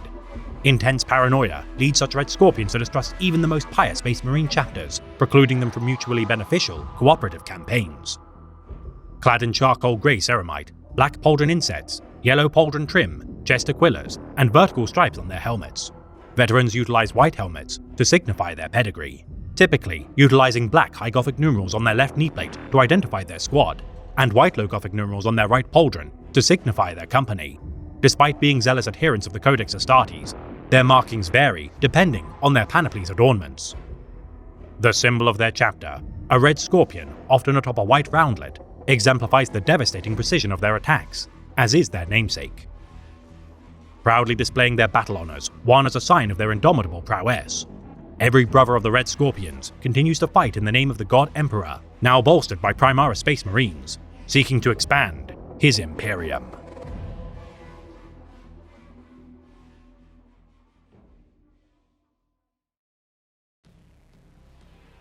The Star Phantoms are a successor chapter of unknown origin. The majority of their service unremembered by the wider Imperium, though their secretive nature and stable gene seed belies ties to the enigmatic First Legion. The Dark Angels have vehemently denied any association with their bloodline. Sired during the 23rd Sentinel founding of the 38th millennium, these warriors, alongside the Imperial Harbingers, Iron Lords, Marines Errant, and Steel Cobras, were created solely to aid in the defense of the Imperium's most beleaguered outposts, purging dangerous Xenos races to the point of extinction on several occasions. These warriors typically operate alone within among the most dangerous fringes of the Imperium's domains. Their isolationism breeding a mantra of self-reliance at the cost of often clashing with Imperial authorities. Though stationed on the shrine world of Harkanath, at the edge of the Sakara sector of space for many years, the chapter would defend their homeworld during 101.M40 from freebooter clans of the Orc Xenos. After 60 days of battle, the Star Phantoms would face greater peril with the arrival of a Hrud migration which spilled from a temporal warp rift. This migration of Xenos, the reason for the Orcs' invasion, and the true threat which would forever change the chapter's future. Cutting the majority of the Harkanath system off from reinforcements and communications, the Star Phantoms so close to achieving victory against the Greenskins now rallied to stage a valiant last stand upon their homeworld. The Hrud's presence causing the planet to convulse with tremors as their time-distorting properties harried the Star Phantoms. After sustaining heavy losses, Chapter Master Ommodon Tiresias ordered his men to gather all available relics, resources, and manpower before abandoning their homeworld to its fate. Many Battle Brothers refusing to obey such a command, those who acceded to their master's demands boarded their flagship, the Memento Mori, as several smaller Voidcraft sacrificed themselves to allow for its escape. Losing 2/3 of their total strength, with even Chapter Master Tiresias being blinded by a chance time eddy during their escape from Harkonneth, it would take years for the chapter to rebuild its strength. The only known chapter to have survived a Hrud migration alone in the Imperium's history, the Star Phantoms pivoted their designation to a fleet-based chapter with the loss of their fiefdom. Earning an infamous reputation as indiscriminate devastators of the Imperium's enemies, during the Makarian Crusade of 392.M41, the chapter would earn a chance to once more set upon the soil of a new world following their might pledged to the Badab War. Suffering heavy losses as they led the vanguard of the final battle to depose the tyrant of Badab, Luft Huron. For their valiant efforts, the Star Phantoms were granted overlordship of a new homeworld by the Emperor's Holy Inquisition, transforming their battle barge, the Memento Mori, into their new fortress monastery. Once settled on the ice world of Jaga within the Archaean system of the Badab sector, the landlocked region of the planet bolstered its defenses with enormous glaciers. Masters of first strike battle tactics, using drop pod assaults and fleet combat, their proclivity to martyr themselves in the name of the Emperor is galvanized by heavy firepower. Never favoring any battle doctrine as superior to another, only the death of his foes is a worthy goal. Their extensive armory of weapons, specifically of the plasma and melter variety, allowing for the deployment of 3 Devastator squads per battle company. Maintaining armored vehicles, particularly of Vindicator and Land Raider designs, the chapter's tech marines toil endlessly to maintain the needs of their mercilessly applied firepower. Seconding men to the Death Watch sparingly, though their duty to the Chamber Militant is fulfilled, each Battle Brother of the Star Phantoms remains distant from their new kin during their tenure. The cult of death which pervades their ranks, known as the Mortuary Cult. The Star Phantoms deify the Master of Mankind as the God Emperor, alike to the Imperator Mortifex, and perceive him to judge who among them is worthy of martyrdom. Each chaplain proclaiming their chapter as ordained killers in service to the Emperor. No thought is given for personal glory, nor plaudits won in battle, for only the deaths of his foes are a worthy pursuit. Exemplars of the mantra that only in death does duty end. Every warrior, whether mortal or transhuman, who perishes fighting in the name of the God Emperor is cherished by the 4 Reclusiarchs, who aid their Master of Sanctity in overseeing the chapter's spiritual well-being. Treasuring votive items, which they enshrine within personal reliquaries within their quarters, such as ashes of fallen comrades, many turn their enemies' bones into powder, which is used as lapping powder for their ceramite.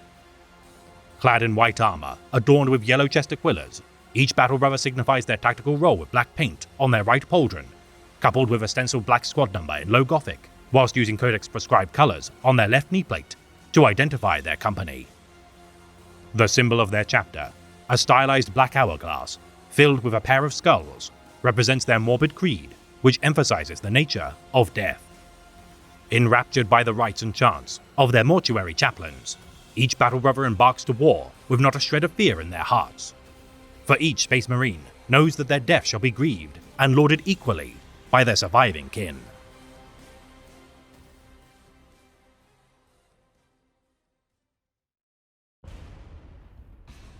What threat might require an entire chapter of the Adeptus Astartes to guard against it? I, for one, sleep no sounder at night, knowing that such warriors guard our Imperium. For my nightmares are haunted all the more by what enemies they watch for. The Storm Wardens are a successor chapter of unknown origin or founding. Hailing from the world of Sarkris within the Drusus Marches subsector, their designated Forbidden World of highland moors and grisly swamplands raises hardy tribes to join the Wardens' ranks. A pre-industrial civilization led by warlords who vie for dominion of the lands, the Sarkris tribes venerate traits such as honor as they give praise to the Emperor as the judge of their souls. Harboring abhuman colonies such as the Ogrins to the southern continent, likely resultant from the debt of honor made during the Nemesis incident of their chapter's legacy, the Storm Wardens do not nurture disdain for their mutated kindred having fought besides Ratlings and other Astra Militarum Auxilia over the centuries. The nature of the planet's declaration as a plague-infested forbidden world, a ruse to prevent prying eyes from investigating its domains.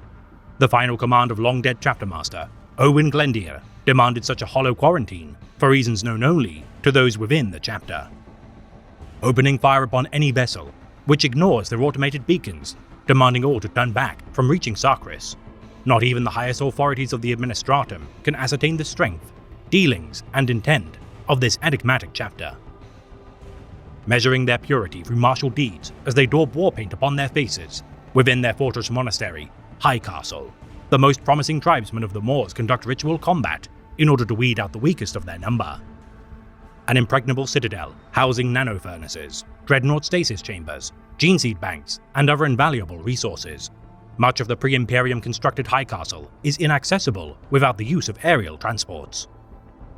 Pitted against fen trolls and other native wildlife of their homeworld, only those proven in physical strength, cunning, and resourcefulness shall endure the running skirmishes, alike to an endurance run. Navigating through toxic swamps, replete with swarm leeches, quicksand, and other hazards, those who survive face one another in combat, earning great glory for their respective tribes in their duels to the death. Many receiving heirloom Sakris claymores from their tribesmen as reward for their valor in battle. To succeed under the ranks of the 10th Scout Company is a great honor. Their weapon returned to their tribe upon their eventual death, as a custom which maintains bonds between the chapter and their homeworld. Modified Astartes variants of such claymores, wielded only by proven veterans and officers of the chapter.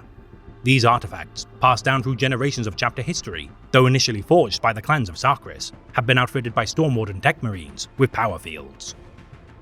The Storm Warden's deeds, confined to within the halo stars of the Calixis sector, rife with warp storms which harry the frontier worlds. Threats whether Xenos, heretic, or renegade in nature, demand a dedicated chapter to quell their actions. Isolationist in the extreme, as even the most powerful ruling classes are ignorant of their existence. Lord Sector Marius Hax maintains cooperative dealings with the Chapter Master, orchestrated by their Ward Master, Lorgarth MacLear. A veteran of nearly 800 years of service to his creed, MacLear as Chapter Master of the Storm Wardens has conducted Calixian conclaves with high-ranking inquisitors and rogue traders for centuries in order to preserve the northern reaches. Maintaining incredibly close ties with authorities of the Adeptus Mechanicus in order to maintain the chapter's vast armored vehicle pools, forges, and vast tech marine cadre, their separation from the wider Imperium requires incredible self-sufficiency, veering in comparison to even the legendary Iron Hands chapter of Astartes. Largely Codex compliant despite their customs inherited from the tribes of Sarkris, these warriors march into battle with stoic focus, exuding an aura of no-nonsense emotionally sterile warfare. Conducting campaigns within the outermost edges of Imperial space against foes with no hope of reinforcement, these grim angels are slow to forge bonds of friendship, yet fiercely loyal to those they protect. Meticulous in their battle preparations in order to prevent unnecessary losses, what the chapter lacks in pious meditations is more than compensated by their tactical brilliance and forward planning. Setting aside personal disputes with battle brothers and allies whilst engaging in combat, the Storm Wardens seek out enemy champions to face in duels of honor, their battle lines shifting as necessary to account for changes in enemy tactics. Preferring heavy armored assaults, often spearheaded by Land Raider and Predator tank maneuvers, those who survive ruinous bombardments from their strike cruisers are then struck by Thunderhawk strafing runs. Pinning their opponents between their first wave of armored assault, Rhinos, and Sternguard veteran squads to their frontline brethren. Tactical squads flanking enemy positions, alongside Vindicators, Whirlwinds, and Terminator squads. The glory of melee combat, reserved for when the enemy is already close to destruction. Countless Storm Wardens disembark from their vehicles to unleash their fury, only when all efforts to cripple their enemies have been exhausted. Their elite first company, known as the Tempest Blades, which carry modified Sakris claymores into battle. These typically two-handed power swords are the perfect tool to sunder enemy commanders in single combat. Should a squad of enemy champions engage the Tempest Blades in battle, it is forbidden for lesser battle brothers to intervene. The honor of the chapter so sacrosanct that any member of the Tempest Blades is willing to die to uphold the vaunted legacy of their forebears. Carrying armor and weapons of prior heroes of the chapter into battle, Only those proven to have matched their ancestors' early deeds are permitted to stand as members of the chapter's inner circle. Those without Sacris claymores carry thunderhammers, power axes, halberds, and other two-handed weapons into battle. Their lack of shields, requiring deft agility with such massive weapons, which other chapters would marvel to behold. Fighting to earn a place within the librarian's Lexicon Heroica, which details the deeds of every legendary Stormwarden to have ever fought in the name of their chapter. This multi-volume tome is an inspiration to all who read its pages, driving the Tempest Blades to new heights of bravery. Its precious earliest volumes sealed away within the chapter's fortress monastery. Burdened with the shadow cast by their forebears' actions, it is the duty of every Tempest Blade to prove worthy of eking out their own legend within the perilous domains of the Calixis sector. Treating their dreadnoughts alike to holy relics, as those interred within have bested death itself in order to continue fighting, many Tempest Blades yearn to undertake the Apocryphon Oath of the Death Watch as a means to encounter peerless foes.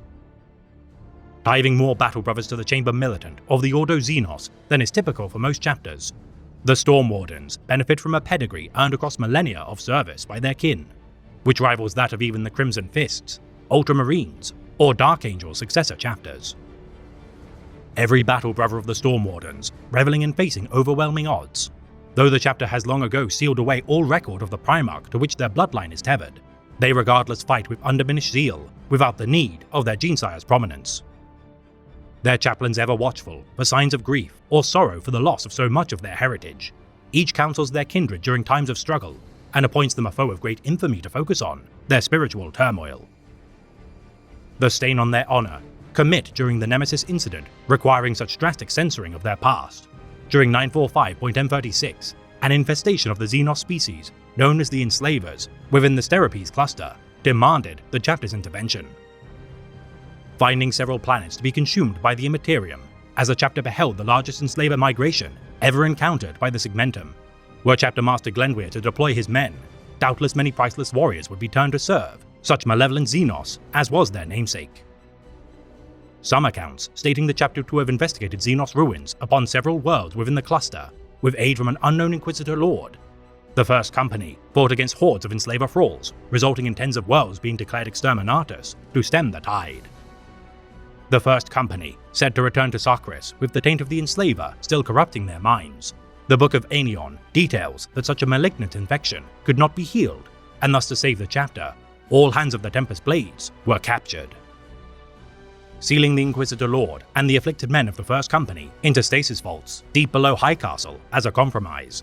Should a cure for such corruption be found, these heroic veterans shall once more return to their chapter to face the enemies of the Imperium. The Inquisitor Lord demanding that the world of Sacris be cordoned off to prevent the spread of the enslaver corruption, should the stasis vaults ever be breached. To prevent intentional sabotage, the chapter would redact much of their history as a means to vanguard against such meddling. The First Company, renamed as the Inheritors henceforth, each battle brother fights in hopes of one day aiding their ancient brethren's return from stasis, and reappointment as the true champions of the Stormwardens. Senior adepts of Mars begrudgingly outfitting priceless Archaeotech scanning devices within High Castle to constantly screen for signs of containment breaches, only by virtue of the chapter's countless deeds of service and ancient pacts to the adepts of Mars were such technology surrendered. Relaying details of such an incident to Holy Terror with the authority of the Lord Inquisitor galvanizing their account.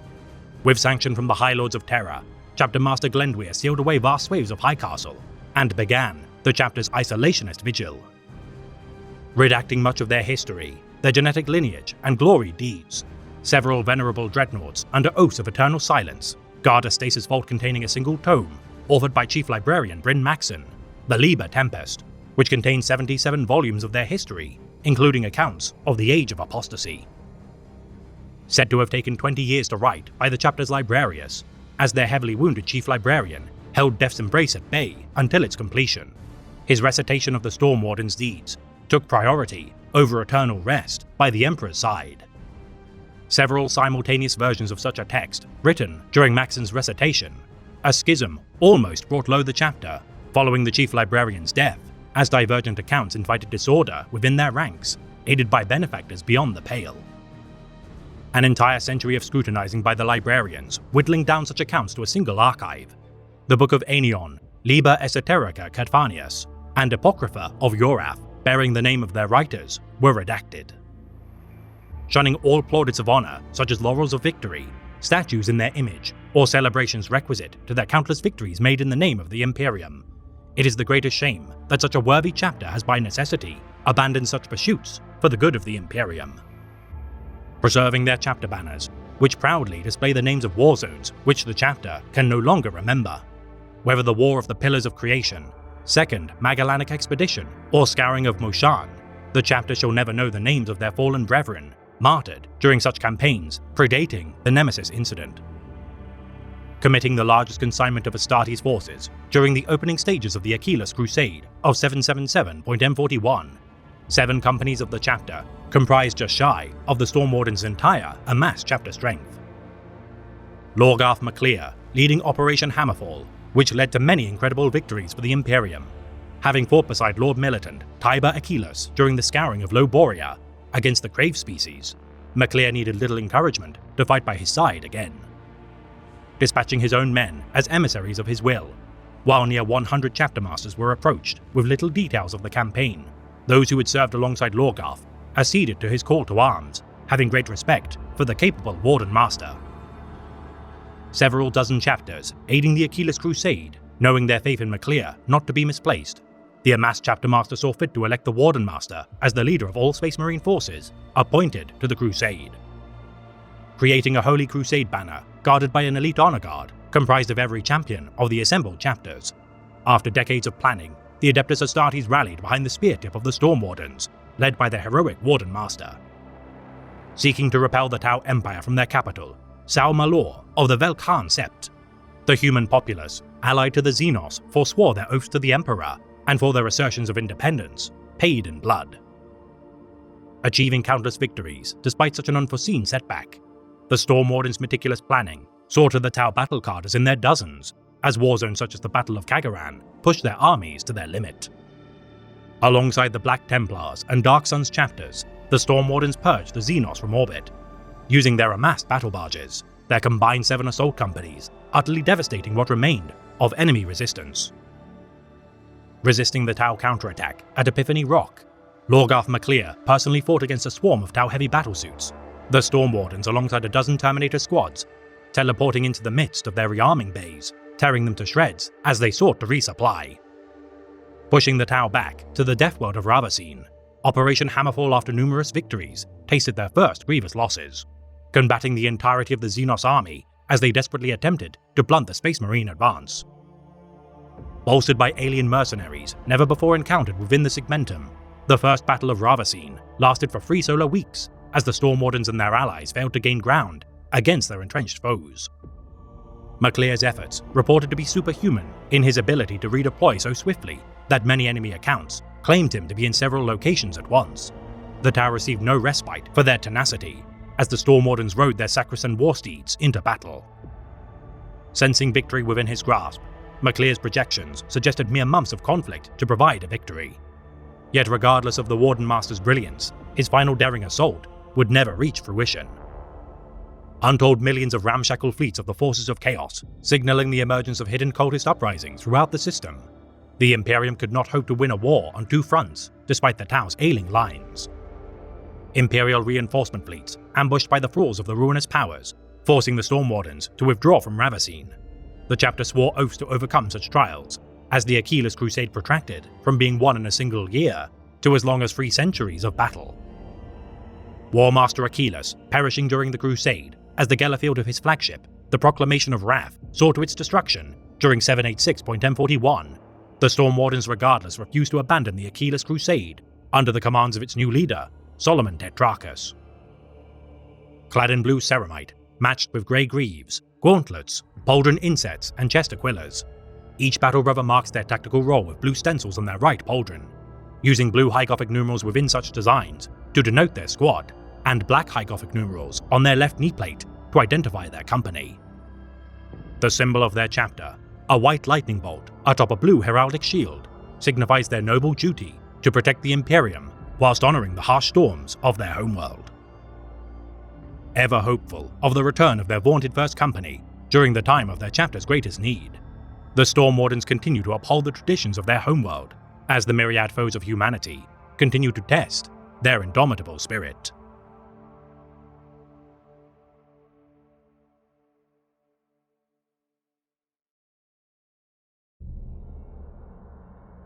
The Adulators are a successor chapter of unknown origin or founding, forming an alliance with the shrine world of Ras Shakeh within the Ras subsector, offering their support to defend its domains. For 5 millennia, their pledge to fight beside the Order of the Wounded Heart of the Adeptus Sororitas has earned them a reputation as effective, if not predictable, combatants. Clad in blue-grey ceramite trimmed with white chest aquillas and pauldron trim, each Astartes paints their helmet with Codex-compliant colors to designate their company, whilst using white tactical markings on their right pauldron, using black High Gothic numerals atop such designs to signify their squad. The symbol of their chapter, a white skull marked with a red iron halo atop its brow, on a field of blue-grey, signifies their pious nature. Their numbers stretched thin during the 41st millennium, the chapter has by necessity declared itself unable to defend Ras Shakeh, requiring the Adeptus Sororitas to seek aid from the Space Wolves chapter to fight in their stead.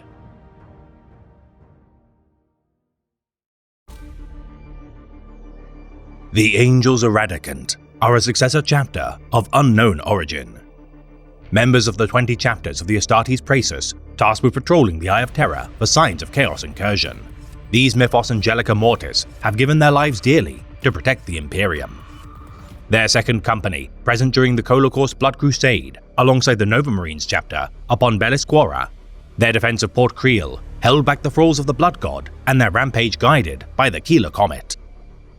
Ridding the galaxy of the orc-infested space hulk, the Revenant Rex, orbiting the world of Veta Reticuli, their casualties incurred to this point would pale in comparison to the immense threat which loomed on the horizon. Escorting the living saint, Lozipath, to his homeworld of Salandraxis during the close of the 41st millennium, the chapter would lose 3 of their cruisers and their respective captains, battling the warband of Khan the Betrayer.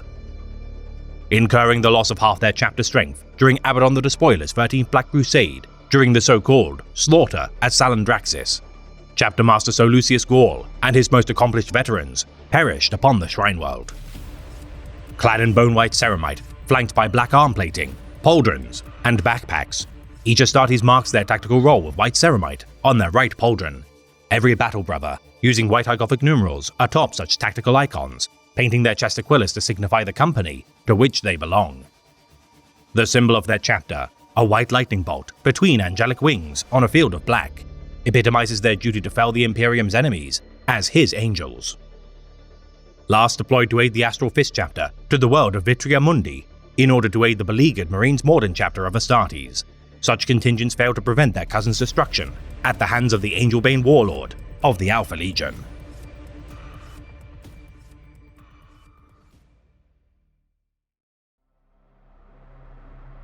The Angels of Fire are a successor chapter of unknown origin. Sired sometime during the 36th millennium from an unknown founding, their only recorded combat against the enemies of the Imperium would be documented of their involvement during the Third War for Armageddon of 998.M41. Clad in red ceramite, decorated with golden chest aquillas and flames on their right pauldron, each Astartes marks their company with Codex-compliant pauldron trim, using yellow stylized tactical markings on their right knee plate, denoting their squad with black High Gothic numerals atop such designs. The symbol of their chapter, a black flame flanked by black wings, symbolizes their duty to purge the mutant, the alien, and the heretic. Committing 7 companies to the Third War for Armageddon to fight alongside the Steel Legion and Black Templars of Reclusiarch Merrick Gramaldus, this otherwise enigmatic chapter were lauded for their deeds made to preserve the industrial world and its citizens, despite their reservations on the value of such a defense.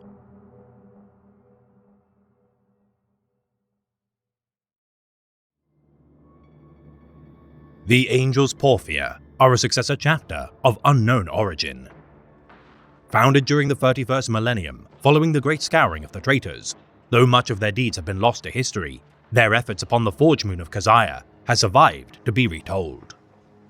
Witness to the death of the Witching Moon during 013.M41 within the Agathon system, The unnatural eclipse drove the populace into maddened rampages, as untold horrors inflicted by the warbands, the Company of Misery, and Tenebrae beset their civilization.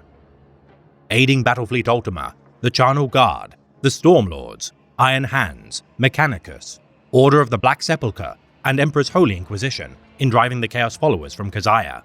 Their actions prevented the loss of tens of billions of souls upon the world of Agathon Prime, within reach of its orbiting moon. Clad in half white and deep blue ceramite, adorned with yellow chest aquillas, each battle brother utilizes white markings on their right pauldron to signify their tactical role, using black logothic numerals atop such designs to indicate their squad, their right knee plate painted with Codex-compliant colors to identify their company.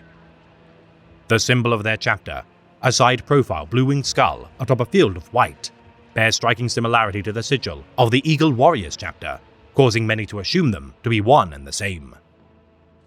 Last sighted during the Third War for Armageddon of 998.M41, fighting the Orc hordes of Ghazghul Mag Uruk Thraka.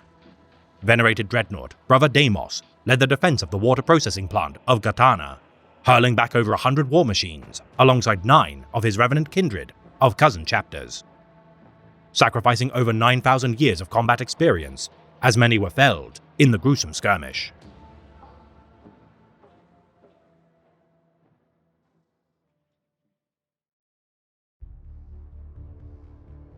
The Angels of Retribution were a successor chapter of unknown origin or founding. Vocal detractors of the Officio Assassinorum, caused by an unknown prior grievance despite being allies in cause. Though all Space Marines perceive the methods of the Assassin Temples as distasteful, these warriors are rumored to have incurred their wrath as a result of their vitriol. Clad in grey ceramite on their legs, arms, pauldron trim, and backpacks, black pauldron insets, chest aquillas, red helmets, and chest armor, each battle brother uses white symbols on their right pauldron to mark their tactical role, using black high Gothic numerals atop such designs to identify their squad. Their left knee plate indicates their company, using stripes of Codex-compliant colors. The symbol of their chapter, a white winged sword ablaze with red flame, bears striking resemblance to the Raven Wing of the Dark Angels chapter, though no ties exist pertaining to the Outriders of Caliban. Declared by the Imperium as extinct, having fought valiantly for many years in the name of the Emperor, the last of their number were ambushed upon the world of Alantor 10, as several suits of empty ceramite were discovered bearing the chapter's heraldry, showing clear signs of foul play.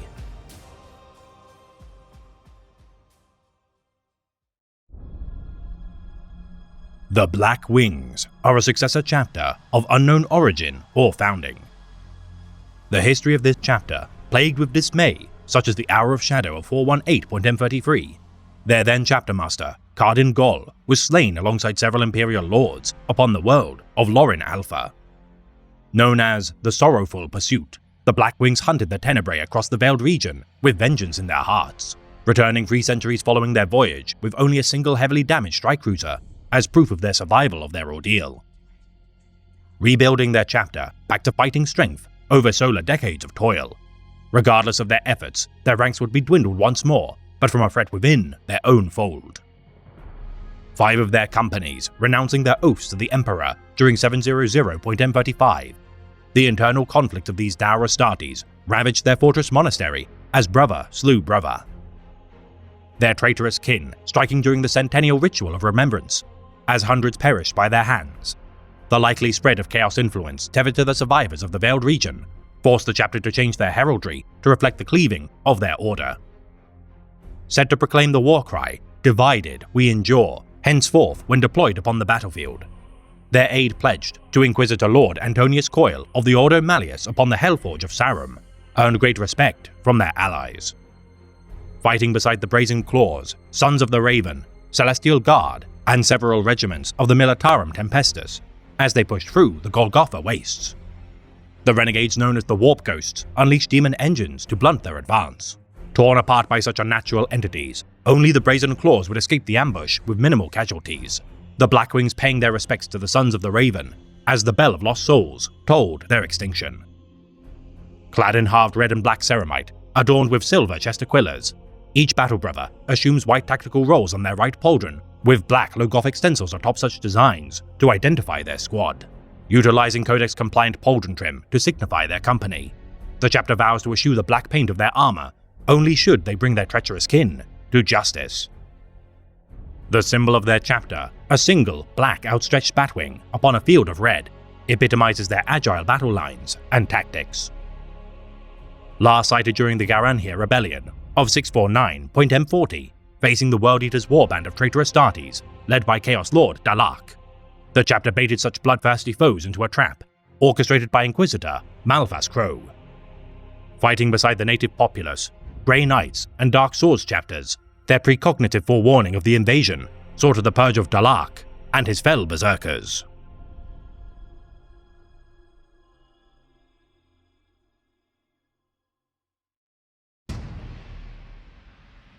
The Brazen Minotaurs are a successor chapter of unknown founding or origin.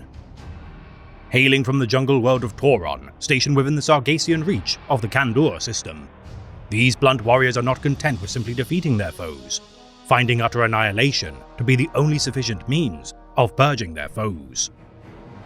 Tasked with guarding the Kandor system as guardians of the Imperium's domains, their battle doctrine of efficient, quick, and devastating headlong charges belies their no-nonsense approach to warfare. Experts of hand-to-hand combat who prefer to look their enemies in the eye at the moment of their demise. Even should the tide of battle turn against them, the Brazen Minotaurs refuse to surrender nor withdraw from the front lines. Prizing combat against the forces of chaos as a priority, as a means to bring honor to the chapter facing the arch-enemy, to die in the name of the Emperor is the greatest calling these warriors can aspire to. Harboring close ties of camaraderie with the Raven Guard chapter, despite their stark difference in temperament, their joint campaigns made on numerous occasions have galvanized their friendship over millennia of toil. Supporting the Raven Guard siege of the Iron Warrior stronghold in their time of greatest need, an entire company of Brazen Minotaurs sacrificed their lives as the Raven Guard 4th Company sabotaged their foe during the distraction. Losing many men during the Karos campaign during the Orc War of Warlord Graka, Captain Daed and Chief Librarian Fession led the 3rd Company in the defense of the Ice World, striking the Greenskins' base of operations. Deploying via Thunderhawk gunship, though heavily outnumbered, Captain Daed's hatred of the Xenos blinded his better judgment and could not be set aside. The destruction of venting towers surrounding the Orc encampment, causing a chain reaction of destruction, which finally sated the captain's vengeance. Redeploying to the Sargassian Reach to face the thralls of the Chaos Lord, Gideus Kral, Chief Librarian Fession would be captured by the Nurglites and taken to the mortuary world of Kasharat to be broken in body, mind, and soul.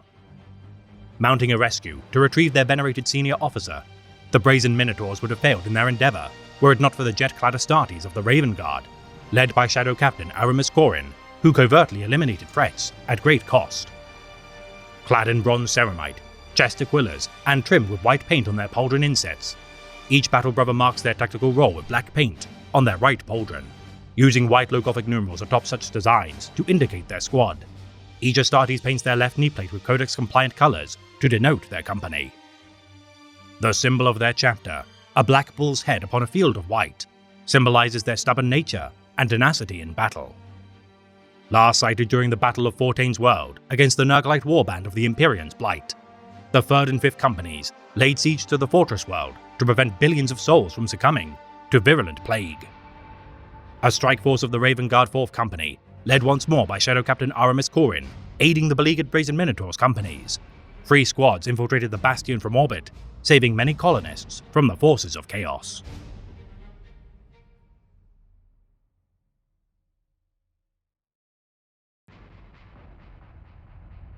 The Brazen Skulls are an Ultima Founding successor chapter of unknown origin. Their only recorded engagement of the original chapter recorded during the Sabbat World's crusade against the forces of chaos. The entirety of their number were annihilated during 773.M41. Reinstated as a revived chapter comprised entirely of Primaris Space Marines, these inheritors of the mantle of the Brazen Skulls toil relentlessly to live up to the reputation of their forebears. Clad in blue ceramite, adorned with bronze helmets, chest aquillas, and pauldron trim, the chapter paints the insets of their pauldrons with black. identifying their squad with tactical roles painted with bronze on their right pauldrons. Each Astartes marks their squad with white high Gothic numerals atop the designs, designating their company by use of Codex-compliant colored right knee plates, coupled with white numerals. The symbol of their chapter, a bronze skull on a field of black, signifies their oath to destroy the enemies of the Imperium. Walking in the shadow of their martyred forerunners, the chapter's tenacious charges into the heart of chaos bolsters their heroic reputation.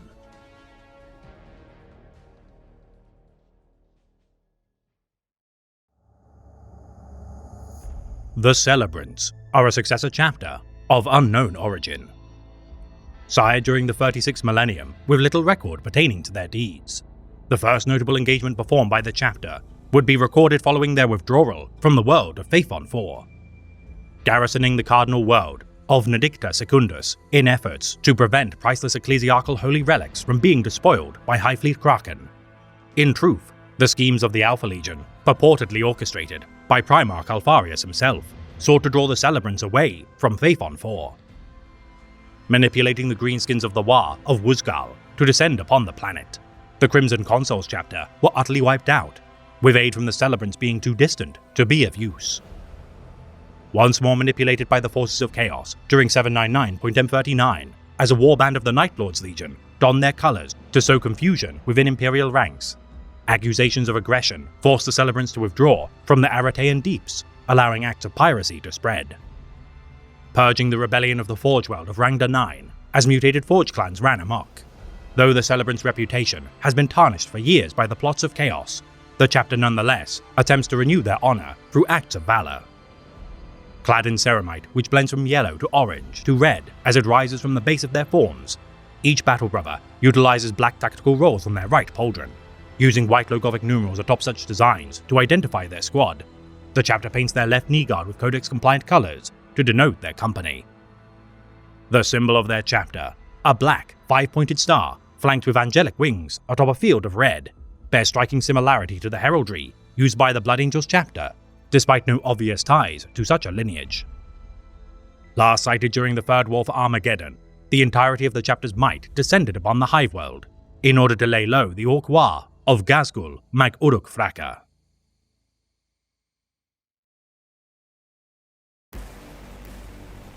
You shall not enter. I bar the way. I am the walls. I am the tower. I am the bastion, the moat. I am the ward. I am the keep. I am the gate. I am the gatekeeper. This way is shut. The Crimson Castellans are a successor chapter of unknown founding or origin. Hailing from the world of Vol Secunda, due to the effect of a virus known as the Grey Phage, the chapter abandoned their homeworld and now recruits from multiple fiefdoms due to its fleet-based standing. Enacting their landing of ascension, as tradition dictates those under their protection to tithe new aspirants. Should a single vassal world fail to provide adequate candidates every decade, the chapter recruits additional men from their fellows under advisement of their Reclusiarch. Demanding none of the public to utter congratulations, celebration, or utterances on pain of death, the chapter's championing of solidarity between battle brothers demands the choosing a maid of men who fight as one, rather than alone.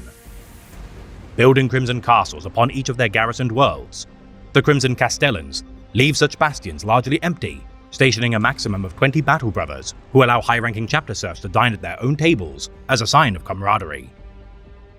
Drinking wine from plain granite goblets as the single luxury to which they indulge, each successful neophyte is forced to drink gallons of their sacred vintage, laced with pseudo-hormones which activates their gene seed organs.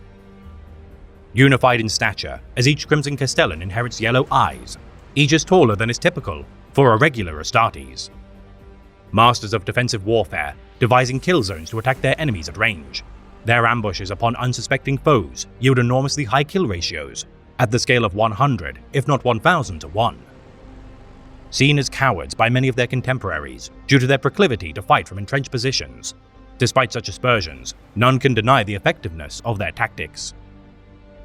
A fragment of their kindred falling thrall to the clutches of chaos during 993.M41, the chapter hunted such renegades down to the hive world of Sethrax as a greater threat loomed on the horizon. The purge of their heretic brethren interrupted with the arrival of High Fleet Jormungandr. As the Great Devourer set upon their positions, Chapter Master Sojai Antiro perished within the Underhive of Hoventa, alongside his elite First Company, by the claws of a group of Raveners. The renegade Arch-Commodore, Bloodspite, fleeing with what remained of his defected kindred to his asteroid base in orbit. The Tyranids lying in wait swallowed the Warband's lair whole, as enormous hive ships feasted upon the traitors. Surviving their encounter with High Fleet Jormungandr, the chapter would face the Devourer once again in the form of High Fleet Kraken. Their recruitment rites upon the hive world of Ektor beset by the Shadow in the Warp, preparing defenses to face their hated foe with only a week's grace before battle would be joined. Though knowing the system to be lost, the chapter allowed the Tyranids to consume the world of Dea, Migus, and Valador on their approach to Ektor. Holding the line to ensure evacuation of the planet, only 700,000 members of the 40 billion strong populace survived the onslaught, drawing random lots to allow all an equal chance of evacuation. The chapter receiving news from the senior enforcer of the Adeptus Arbites that signs of Genestealer cults had been uncovered within Ektor's Underhive. Eldar forces, under the command of Iserion the Disposed, brokered an alliance despite the chapter's xenophobia. Further woes befalling the world, as High Fleet Leviathan piled further miseries onto the populace. The Kraken scoured the northern pole of the planet within 5 solar hours as billions of Tyranids swarmed the surface. Bombarding the first wave of bioforms, the Castellans and Mortal Defenders fended off the first assault of Hive Valentis. 7 weeks of battle merely forestalling the true mass of the swarm from descending upon their positions. The lottery-drawn refugees fleeing the planet as those less fortunate desperately fought to survive. The new wave of winged horrors hurled themselves at the Imperial defenders as defense lasers turned the skies red.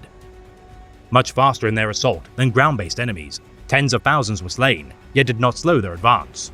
The ramparts of Valentis drenched in blood as Brother Karsakon and his men made their glorious last stand. Hive Valentis falling within hours of the assault, the remaining hives of Ektor were overrun within mere days. Only a small band of Astartes escaping the doomed planet aboard a single Thunderhawk gunship. Clad in crimson ceramite, with black backpacks and silver chest aquillas, each battle brother marks their right pauldron with black tactical rolls, using white High Gothic numerals atop such designs to identify their squad, the chapter denoting their company with Codex-compliant pauldron trim. The symbol of their chapter, an ebon castle tower with a white skull at its base, emphasizes the fate of those who attempt to besiege the domains under their protection. Much diminished from their war made upon Ektor, the chapter yearns for a chance to enact vengeance against the Tyranids, should their might ever replenish to optimal battle readiness.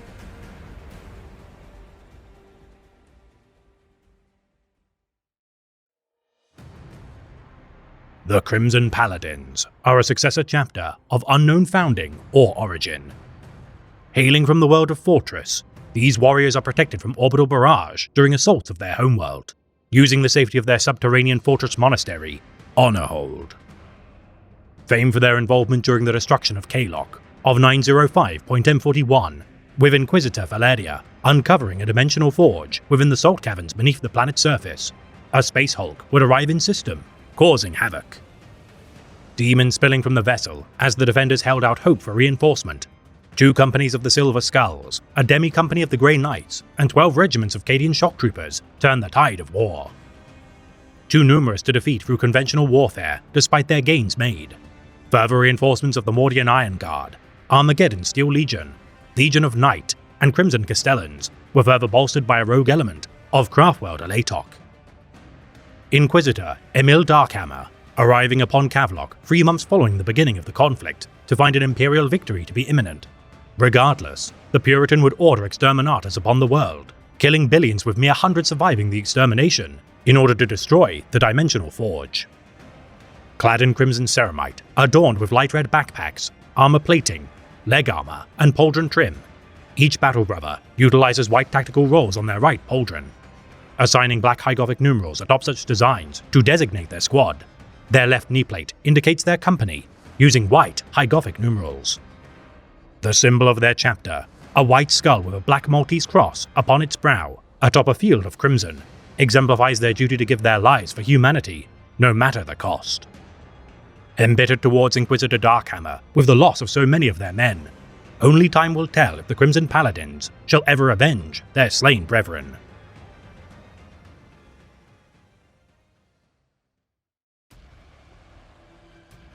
The Dark Hands are a successor chapter of unknown founding or origin.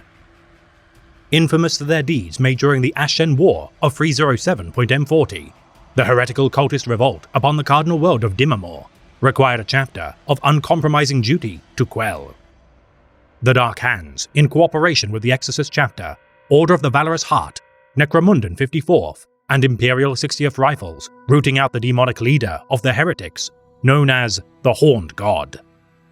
Clad in mint green ceramite with black knee plates and gauntlets, each battle brother uses black markings on their right pauldron to identify their tactical role, using white low Gothic numerals atop such designs to indicate their squad.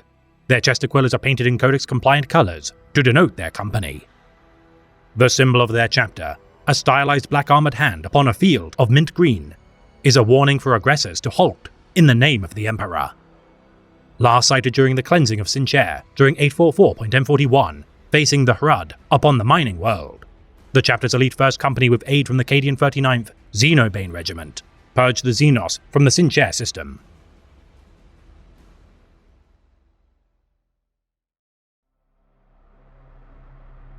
The Dark Spires are a successor chapter of unknown founding or origin.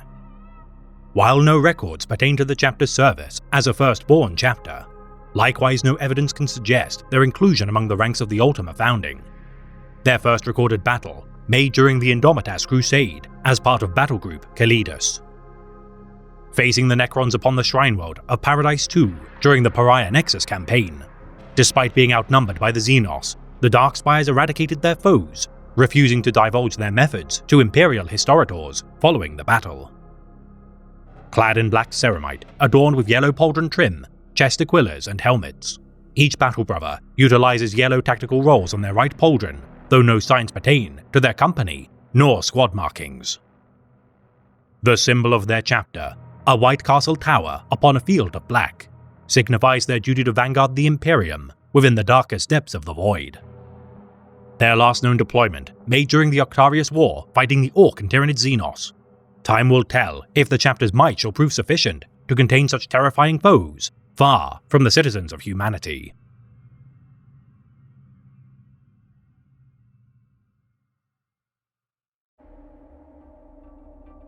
The Death Eagles are a successor chapter of unknown founding or origin. Speculated to descend from the Raven Guard chapter due to their similarity in trappings, rarer is the supposition that these souls are the descendants of the Emperor's children loyalists of the same name, which bears credence due to their records being intentionally redacted. Their service within the western marches of the Segmentum Solar during the 32nd millennium disputed by many Imperial scholars. Their supposed cooperation with the Minotaurs, Carcharodons, and Angels of Absolution saw to the destruction of the Chaos Coalition of Iron Warriors, Night Lords, and World Eaters traitors. Present during the War of the False Primarch of 860.M33 as members of the Pentarchy of Blood, alongside the Carcharodons, Charnel Guard, Flesh Tearers, and Red Talons, the Death Eagles purged every chapter deemed Traitoris Perdita, laying waste to their homeworlds across 8 decades of conflict.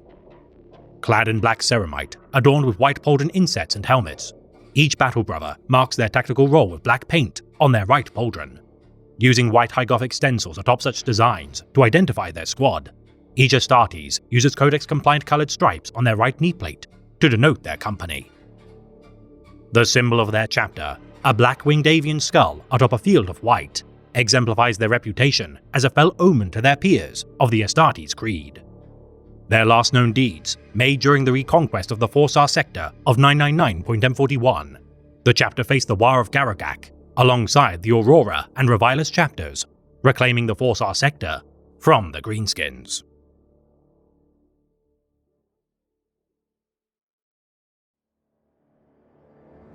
The Doom Warriors are a successor chapter of unknown founding or origin. Bearing a genetic defect which prevents their catalepsan node organ from functioning, these Astartes are incapable of shutting off sections of their brain function while staying awake.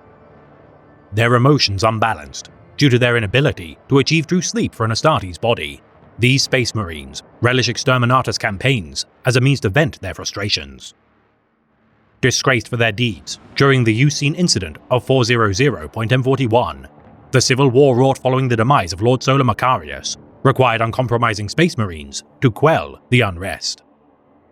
The Minotaurs chapter, ordered by the High Lords of Terror to end the fighting between the Doom Warriors and Inceptors chapters during the suppression of the Macarian heresy.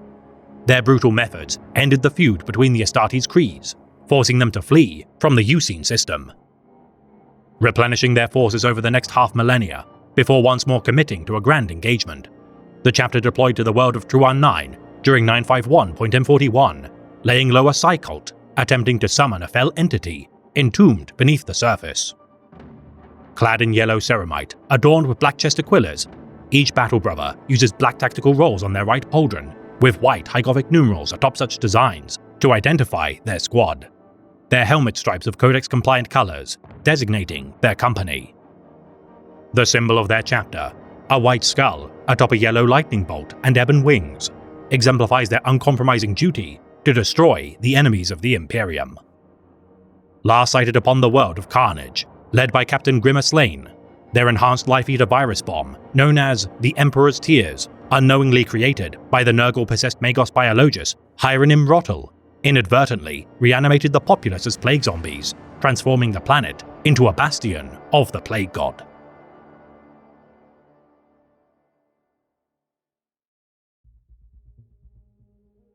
The Dragon Lords are a successor chapter of unknown founding or origin.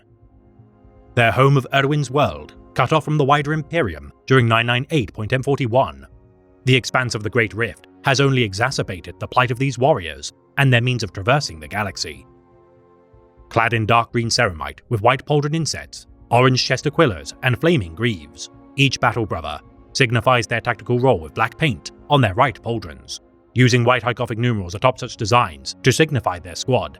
Their left knee plates are marked with orange High Gothic numerals to indicate their company.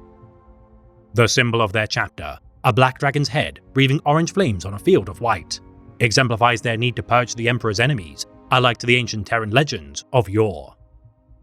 Reinforced by Primaris Space Marines by a torchbearer fleet of the Indomitas Crusade at great cost, the chapter's near annihilation at the hands of the Hrud Xenos reduced their fortress monastery to ruin, yet failed to diminish their zeal in defending Imperium Nihilus.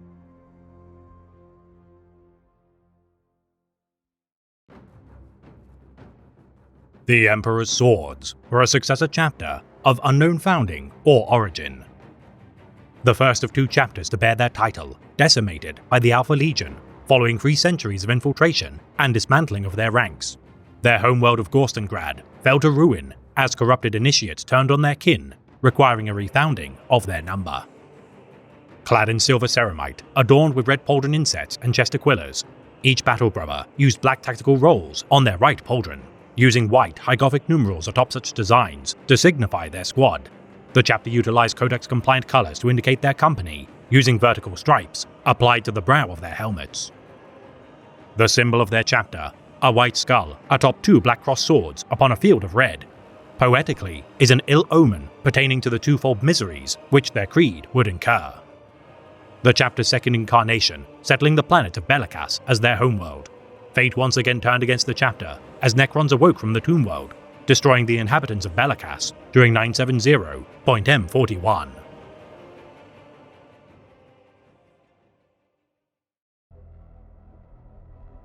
The Emperor's Wolves are a successor chapter of unknown founding or origin.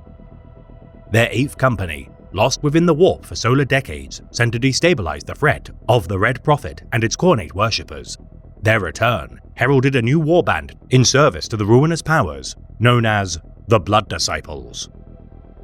Clad in black ceramite, adorned with red pauldron insets and silver chest aquillas, each battle brother marks their pauldron with white tactical rolls on their right pauldron, using black low Gothic numerals atop such designs to symbolize their squad, and white Gothic numerals on their left knee plate to denote their company. The symbol of their chapter, a grey wolf's head upon a field of red, symbolizes their tenacious spirit and duty to hunt down the enemies of the master of mankind. Resolving to destroy their fallen kindred, lest they bring ruin to their legacy and good name, Only time will tell if the Emperor's wolves shall hunt down their traitorous kin and absolve themselves of their shame.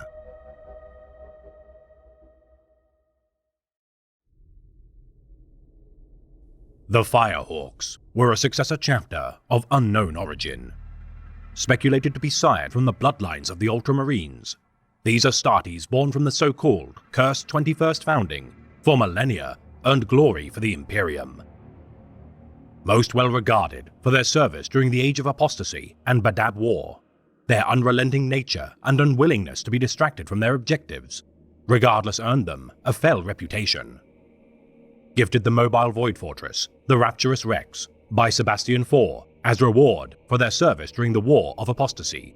Following the loss of their homeworld, Zoros, the Firehawks began to roam the stars as a fleet-based chapter. Settling on a new homeworld of Cousteau 11, the Firehawks once again lost their homeworld. Their reputation to survive near extinction on multiple occasions, regaled as a legendary feat among the ranks of the Adeptus Astartes. Their victories marred by their inability to save civilian lives nor aid beleaguered Space Marine allies. During 963.M41, the chapter embarked upon the mission which would ultimately seal their fate. Ordered to combat Drukhari raiders harrying the Crowsworld subsector, the Firehawks ventured into the Warp, never to be seen again. Declared lost in the Warp 20 years later with no word of their return, the Bell of Lost Souls tolled 1,000 times to mark the death knell of the chapter, as a black candle was lit within the Chapel of Fallen Heroes. Their flagship, the Rapturous Rex, cited to be the base of operations for the Phantom Astartes, the Legion of the Damned. Evidence retrieved by the Inquisition suggests that the remaining 200 Astartes of the chapter now serve as members of this spectral force.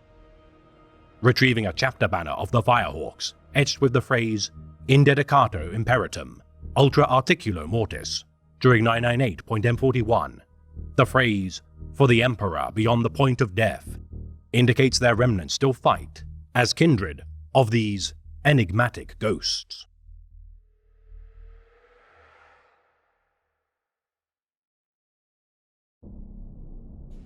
The Firelords are a successor chapter of unknown founding or origin.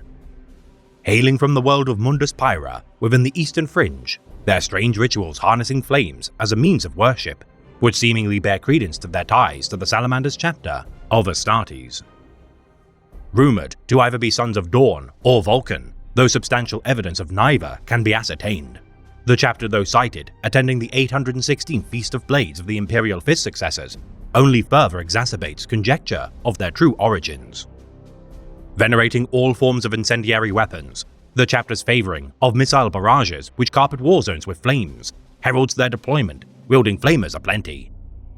Replacing their teeth with razor-sharp stone, similar in appearance to primitive flint arrowheads, the clench of their jaws aid in their creation of sparks, used to light their Promethean weapons during close-quarters combat. Covering their flesh and tattoos, resembling swirling infernos, these warriors have proven prolific in their campaigns, waged since the 38th millennium, including the destruction of the Space Hulk, Hell's Last Duke, the Bloodstar campaign against Chaos, Grissom campaign, and even 13th Black Crusade of Abaddon the Despoiler. Clad in red ceramite, adorned with black gauntlets, yellow greaves, fan braces, helmets, and chest aquillas, each battle brother uses yellow tactical markings on their right pauldron, with black low-Gothic numeral stencils to signify their squad, their pauldron trim painted with Codex-compliant colors to denote their company. The symbol of their chapter, a black clenched fist clutching yellow flames upon a field of red, is mimicked by their panoply's fiery aesthetic. Present during myriad wars of the 42nd millennium, such as the War of Beasts, Second Relief of Mordian, and Octarius War. Wherever these Astartes roam, what can be known for certain is that the ashes of their enemy shall stand as a testament to their fury.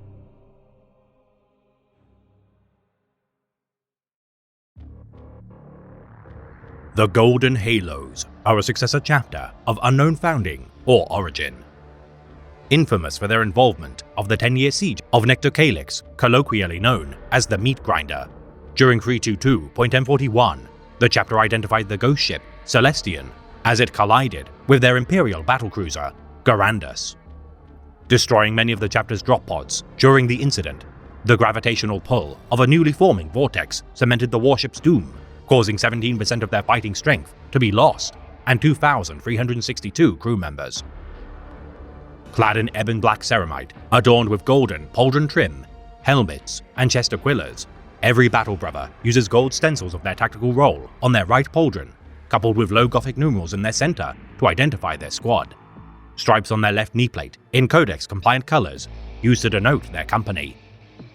The symbol of their chapter, a golden circle surrounded by a stylized halo upon a field of black, represents their namesake as a beacon of hope to the citizens of the Imperium. Their last recorded deeds, made during the Battle of St. Pelagian during the 42nd millennium. The chapter repelled the invasion of Drukhari raiders from the Cardinal World, quoting their battle mantra, Ex ungu leonum, judge the lion by his claws.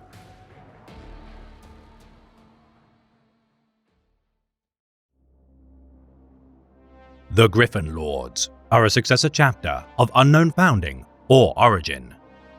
Claiming to be descended from the bloodline of the Avenging Sun, Rabute Gilliman, official records in fact suggest their true bloodline to be that of the Primarch of the White Scars, Jagatai Khan.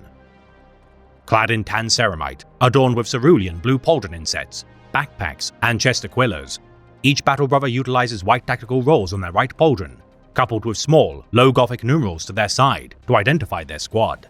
Their Codex-compliant color scheme on their knee plates denoting their company.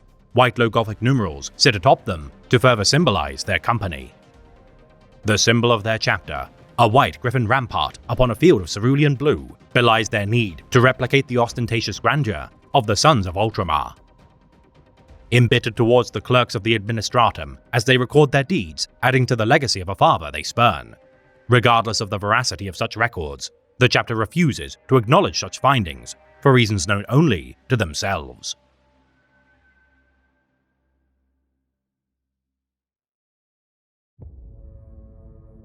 The Harbingers are a successor chapter of unknown founding or origin. Hailing from the feral world of Birmingham, known as the Black Planet due to its lack of sunlight, these experts of naval warfare excel during boarding actions and planetary assaults by a drop pod insertion. Revered for their service during the Gothic War of 139.M41, destroying the orcs of the Space Hulk, Skylar, using punishing salvos of weapons fire. Their battle barge, the Unrelenting Fury, sustained heavy damage during the campaign. Present once again, opposing the Greenskin Tide, this time of Gazgul Mike Uruk Fraka during the Battle of Piscina 4 of 997.M41. Though combining their efforts with the Dark Angels chapter, the Astartes failed to stall the Prophet of Gork and Mork's advance to Armageddon, as the war boss tested his teleporter devices to best his opponents. Clad in blue ceramite, adorned with yellow legs, arms, and pauldron insets, each battle brother uses black tactical rolls on their right pauldron, with white high Gothic numerals atop such designs to identify their squad, using Codex-compliant colors on their chest aquillas to denote their company. The symbol of their chapter, a black diagonally downward sword, which shines with a halo of light upon a field of yellow, exemplifies their nature as paladins of the Imperium.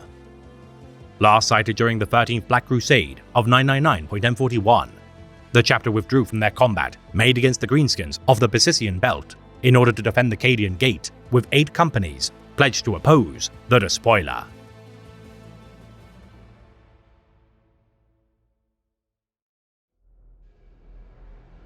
The Halo Dragons are a successor chapter of unknown founding or origin. Renowned for their aid pledged to Marneus Calgar and the Ultramarines during the Zeiss campaign of 999.M41, their efforts in liberating the world of Ulgorda, claiming a forward operating base from the Tau Empire, halted their encroachment into Imperial space. Clad in sable black ceramite, using red tactical roll markings on their right pauldron and white high Gothic numerals atop such designs to identify their squad, each battle brother paints their chest aquillas with Codex-compliant colors to signify their company. The symbol of their chapter, a stylized red dragon bearing a halo above its head on a field of sable, epitomizes their noble yet savage nature. Returning from the Eastern Fringe, having supported the repelling of the Third Sphere of Expansion, their efforts hereafter are unknown, despite earning great praise from the Sons of Ultramar.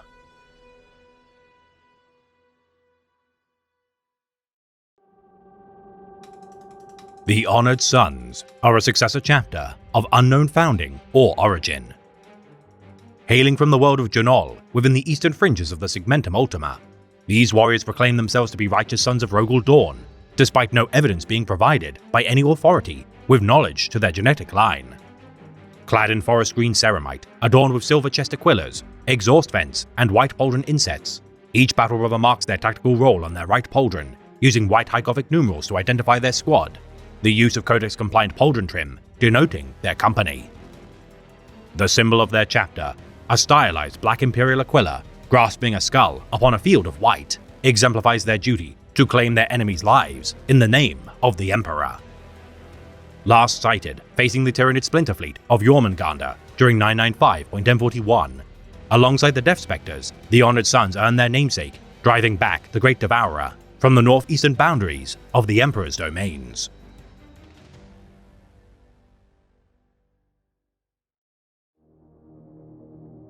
The Imperial Harbingers are a successor chapter of unknown origin.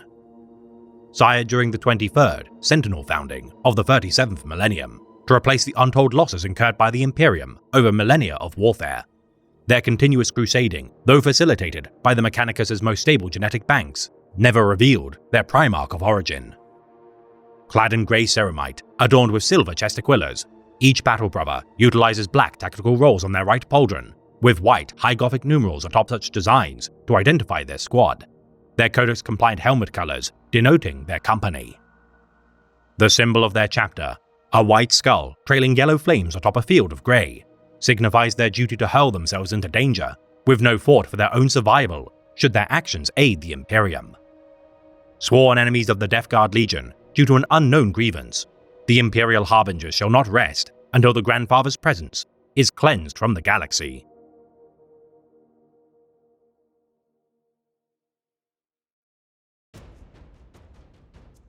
The Imperial Hawks are a successor chapter of unknown founding or origin. Masters of aerial warfare, favoring high-altitude jump-pack maneuvers, these Astartes use Landspeeder and Thunderhawk gunship support as they hurtle from the skies. Clad in blue ceramite with white pauldron insets, backpacks and chest aquillas, each battle brother uses blue tactical rolls on their right pauldron, using white high Gothic numerals atop such designs to identify their squad. The vertical stripes on their helmets using Codex-compliant colors denoting their company. The symbol of their chapter, a white skull atop a stylized blue Aquila upon a field of white, epitomizes the chapter's death toll, made in the name of the Imperium. Their last known deployment, made during the Battle of Samax IV, the lives of only a single outpost of the Iron Age citizens of the Agriworld were saved from the Greenskins by the 4th Company, as they drove the Orcs from the holdfast of Malax within a week of their arrival.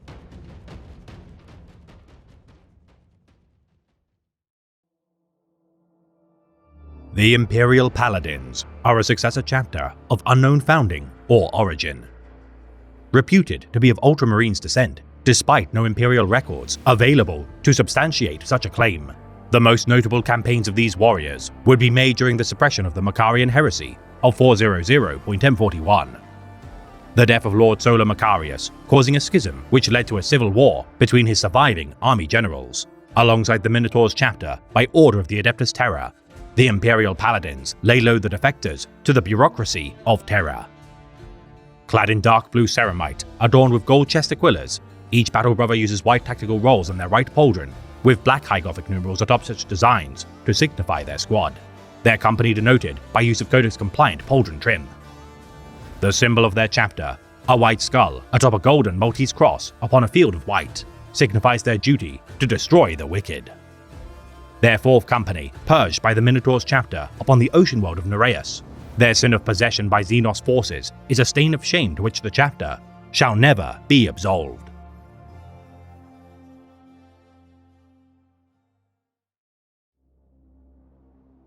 The Invictors were a successor chapter of unknown founding or origin. Part of the Abyssal Crusade enacted following the ecclesiastical purges of 321.M37. Under orders of Saint Basilius, these warriors, alongside their judged kindred, ventured into the Eye of Terror, only to return as corrupted parodies of their former glory. Clad in purple ceramite, adorned with black chest aquillas, backpacks, pauldron insets, and arms, each battle brother utilizes white tactical rolls on their right pauldron, with black low-Gothic numerals atop such designs to identify their squad, white low-Gothic stencils used to denote their company on their left knee guard. The symbol of their chapter, a white sword pointed blade downward, surrounded by an iron halo upon a field of black, symbolizes their oaths made to vanguard the Imperium. Now roaming the galaxy as the warband known as the Unhallowed, though none know what events transpired within the Eye, the methods used to turn such a chapter to the thrall of chaos is perhaps best left unremembered.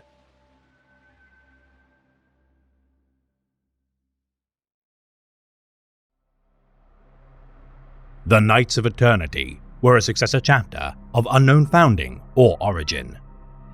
Beset by the onslaught of Highfleet Kraken during the Second Tyrannic War of 990.1041, several chapters in the midst of their rampage gave their lives to stall their advance to untold worlds in its path. Clad in white ceramite, adorned with black pauldron trim, dark yellow chest aquillas, red backpacks, helmets, arm plating, and pauldron insets, each battle brother uses white tactical rolls on their right pauldron and red stencils atop such designs to identify their squad, their use of Codex-compliant colors on their knee plates denoting their company.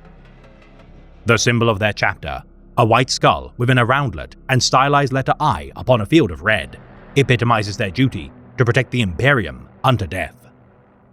Giving their lives dearly during their encounter with Highfleet Kraken, many believe this chapter to be extinct due to no records pertaining to their survival, nor Primaris Space Marines sent to replenish their numbers.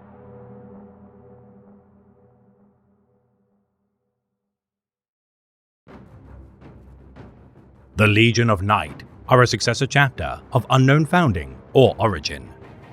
Hailing from the world of Utranacht, who train their tactical squads and armored transports such as Razorbacks and Rhinos to work in tandem, their surgical strikes bear striking similarity to the mobile combat doctrine of the Angels of Fury and Raven Guard chapters. Famed for their involvement during the destruction of Kavlok during 905.1041, under orders from Inquisitor Valeria, the Legion of Night attempted to seize the Dimensional Forge from the salt caverns beneath the surface as a demon-infested space hulk beset their position. Clad in black ceramite, using yellow tactical rolls on their right pauldron, black high Gothic numerals are centered atop such designs to designate each Battle Brothers squad, using Codex-compliant pauldron trim to denote their company. The symbol of their chapter, a stylized yellow five-pointed star atop a field of black, signifies their standing as a light within the most perilous domains of the Void. Kavlok destroyed via Exterminatus, enacted by the Puritan Inquisitor, Darkhammer, flagrantly ruining months of campaigning waged by the Legion of Night, Grey Knights, Silver Skulls, Crimson Paladins and Astra Militarum regiments due to his refusal to unlock the secrets of the Xenos technologies below.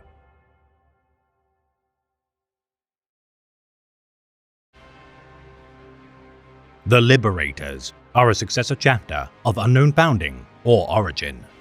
Reputed for their involvement facing the War of Dregdaka during the Pharasos disaster of 928.1041, alongside the Iron Knights chapter, the Liberators repelled the Greenskin aggressors, luring their war boss into a refinery platform before their tech marines destroyed all bridges surrounding the complex, cutting them off from mainland reinforcement.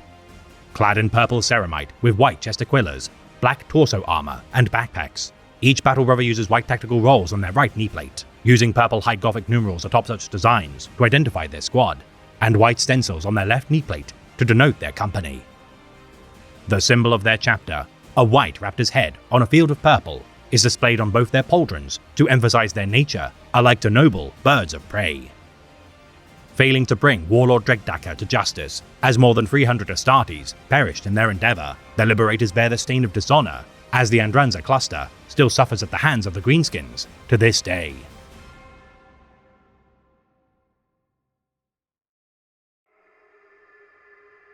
The Marines Exemplar are a successor chapter of unknown founding or origin. Hailing from the world of Necris as part of the Astartes Praesus tasked with patrolling the Eye of Terror, these Mythos Angelica Mortis would be scattered during the 13th Black Crusade of Abaddon the Despoiler. Deploying 9 companies to the conflict led by their chapter master, Maxim Absalon, the chapter initially acceded to the deployment plans of Great Wolf Logan Grimnar until disaster struck. Displaced across the length and breadth of the Segmentum Obscurus, with contact lost with Chapter Master Absalon upon the Jungle World, the 5th Columnus Traitor Regiment shot down Maxim's Thunderhawk gunship as he aided his kin's escape from the war zone. Clad in black ceramite, adorned with dark red arm and pauldron plating, each battle brother uses black tactical rolls on their right pauldrons with white low-gothic numerals atop such designs to identify their squad. Their use of Codex-compliant colours on their chest aquillas, denoting their company. The symbol of their chapter, a black skull crowned with a halo of 7 spikes upon a field of red, signifies their duty to defend the domains of the Master of Mankind. Last known to be commanded by 2nd Company Captain Raoul, as the chapter attempts to reorganize. The Marines exemplar believe Chapter Master Absalon to still be fighting behind enemy lines, despite the likeliness that he has long ago perished.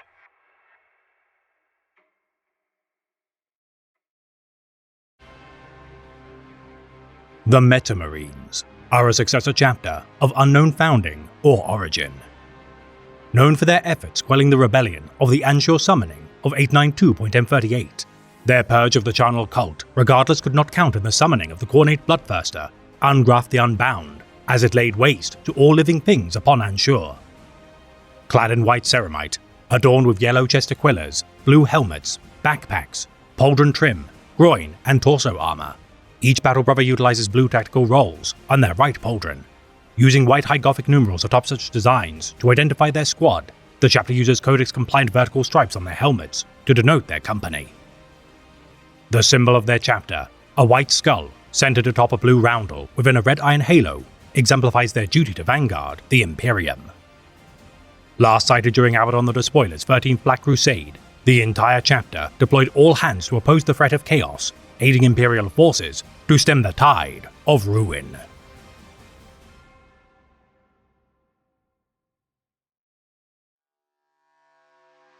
There may come a time when men have forgotten all the glories of our age, forgotten even the Emperor, may he forgive me for saying. But this I swear, when all else is dust and all other names are forgotten, the name of our chapter shall endure, and through it, so shall we.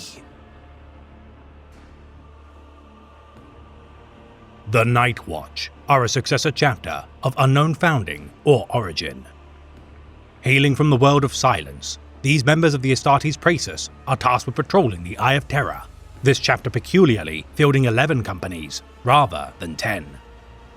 Deploying their entire chapter strength to combat the forces of the Black Legion during Abaddon the Despoiler's 13th Black Crusade, for millennia, the Night Watchers stood their ground against foes who sought to bring ruin to the Imperium. Clad in black ceramite, adorned with cobalt helmets, pauldron insets and silver chest aquillas, each battle brother utilizes white tactical rolls on their right pauldron, using black high gothic numerals atop such designs to mark their squad, with Codex-compliant stripes on their left knee plate to denote their company. The symbol of their chapter, a red skull atop a stylized, eye-shaped lit white candle, emphasizes their duty to stand as a guiding light within the darkness of the void.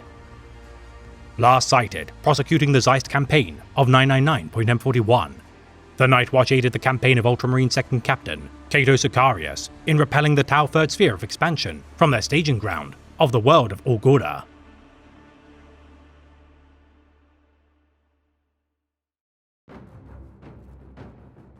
The Red Wolves are a successor chapter of unknown founding or origin. Once hailing from the world of Bloodfall within the Segmentum Solar, their valor facing a Night Lord's warband alone during the Battle of Shadeblight of 750.M41 is a testament to their bravery. Aiding a dozen Space Marine chapters in the Susalid campaign of 775.M41, alongside the Dark Angels, Raptors, and Skullbearers, the Red Wolves brought the 4th Quadrant Rebellion to an end, earning glory for their deeds.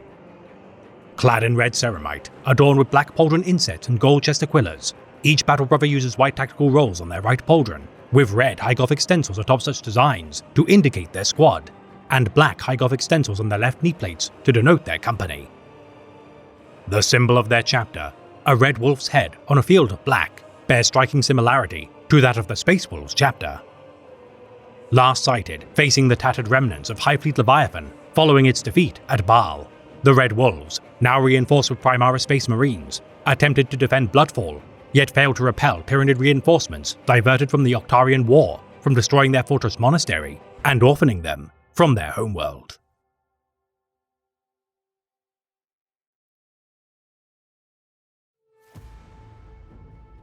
The Relictors are a successor chapter of unknown founding or origin. Sired sometime during the 36th millennium as part of the Astartes Praesus, these guardians of the Eye of Terror, originally known as the Fireclaws, are speculated by the Mechanicus to be sired from both Ultramarine and Dark Angel's gene seed stock. Masters of their homeworld of Torva Minoris within the Segmentum Obscurus, known by its populace as Neutra, its proximity to intense warp storms required constant cleansing of the populace for mutations and uprisings. Inhabiting the Ramillies-class starfort, which orbits the feral world, for over 5 millennia, the Fireclaws combated the forces of chaos, earning many glories during campaigns such as the purging of the cult of the Inner Eye, first siege of Kokalas, and landings of Ulbrecht IV.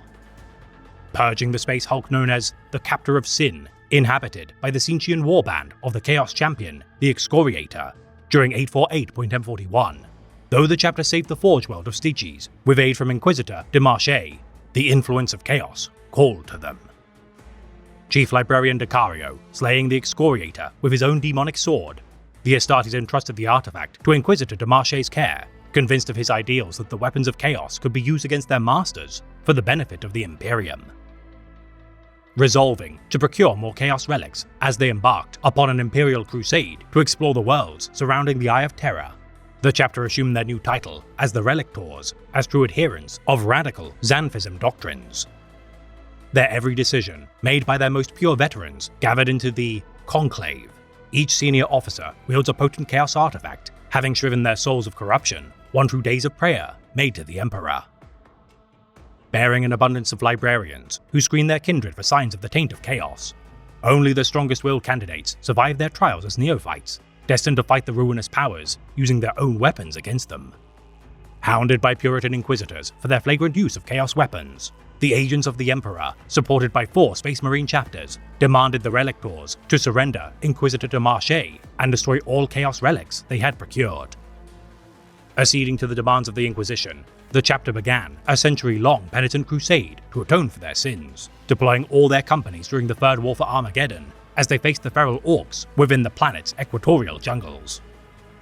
Derided for their fighting made within the Purgatus Zone surrounding an ancient pyramid known as Angron's Monolith, the Relictors purged its surroundings as astropaths detected elevated psychic energies corrupting the area. Raiding the Diomedes archives of the Inquisition, claiming a Chaos artifact for their own use, as the fleet set anchor within the Tail-Off system to replenish war materials, an ambush would lay low their starfort. Declared excommunicate traitoris for openly attacking the Ordo Hereticus, much of their surviving forces were destroyed by the Grey Knights chapter, commanded by Inquisitor Cyaro.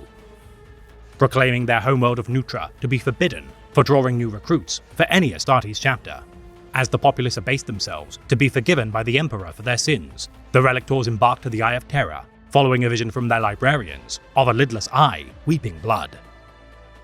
Dwindled to only a few hundred Astartes, the Inquisition declared the chapter to be hunted down as their gene seed, honor roll, and history was expunged from Imperial records. Clad in dark grey ceramite, adorned with black pauldron insets and silver chest aquillas, each battle brother uses white tactical rolls on their right pauldron, with no clear signs to how they mark their squad nor company. The symbol of their chapter, a side-profile white skull on a field of black, emphasizes their no-nonsense approach to warfare. Noted for their pure gene seed, with no signs of Chaos corruption despite their extreme efforts, only time will tell if the Relictors shall retain their purity fighting in the name of the Emperor, or fall as servants to the ruinous powers.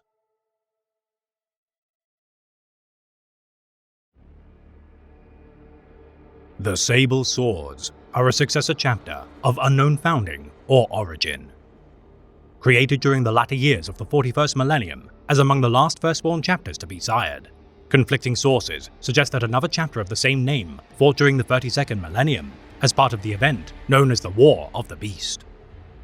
Absorbing the remnants of the Astral Knights chapter into their fold, following their sacrifice made to destroy the Necron world engine during 926.1041, though few in number, such veterans established training cadres as they surrendered their fortress monastery on the world of Obsidia to be used by the Sable Swords. Revered for their deeds, made defending their new domains from Chaos warbands with aid from the Nova Marines chapter, the Sable Swords earned further glory, saving an Explorator research team from the planet of Rogue Spire of 945.M41. clad in black ceramite, adorned with white chest aquillas, knee plates and pauldron trim. Each battle brother utilizes white tactical roll on their right pauldron, with black low-gothic stencils atop such designs to identify their squad, and black low-gothic stencils on their left knee plate to denote their company. The symbol of their chapter, a pair of white, downward-pointed cross swords upon a field of black, emphasizes their duty to cross blades with any foe of the Imperium. Last sighted during the Zeist campaign of 999.M41, the Sable Sword's decisive victories made against the Tau Empire fighting at the side of the Ultramarines is a testament to their capabilities despite their otherwise short tenure.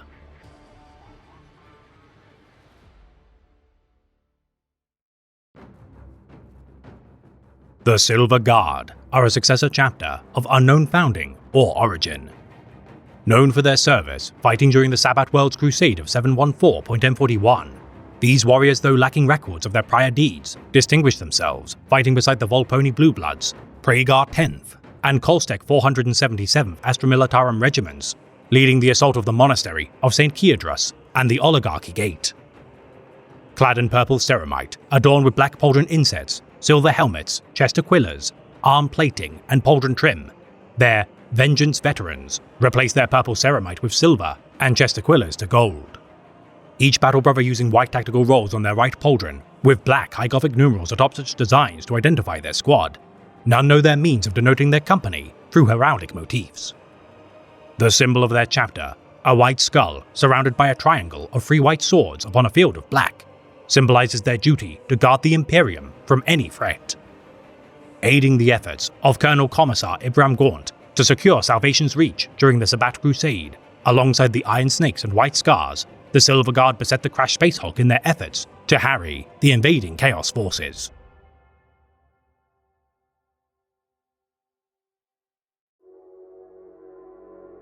The Sky Sentinels were a successor chapter of unknown founding or origin.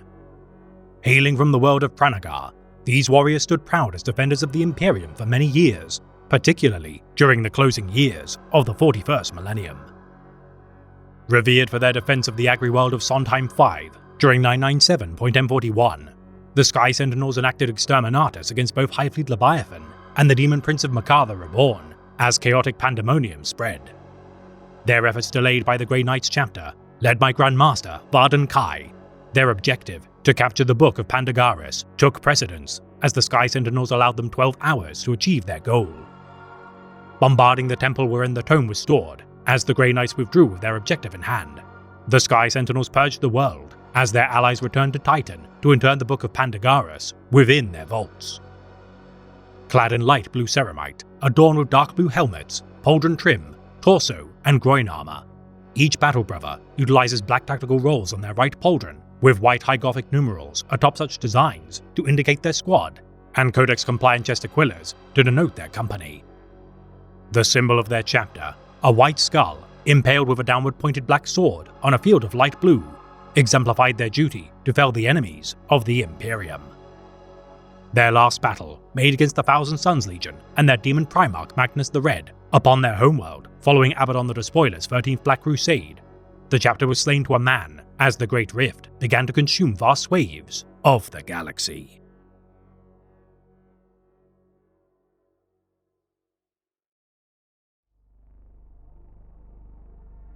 The Sons of Jagatai are a successor chapter of unknown origin.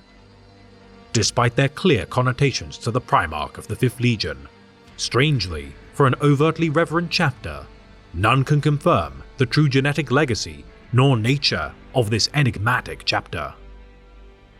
Clad in dark purple ceramite, adorned with black chest aquillas, each Astartes marks their tactical role with bone white paint on their right pauldron and bone low Gothic numerals on their right knee plate to signify their squad.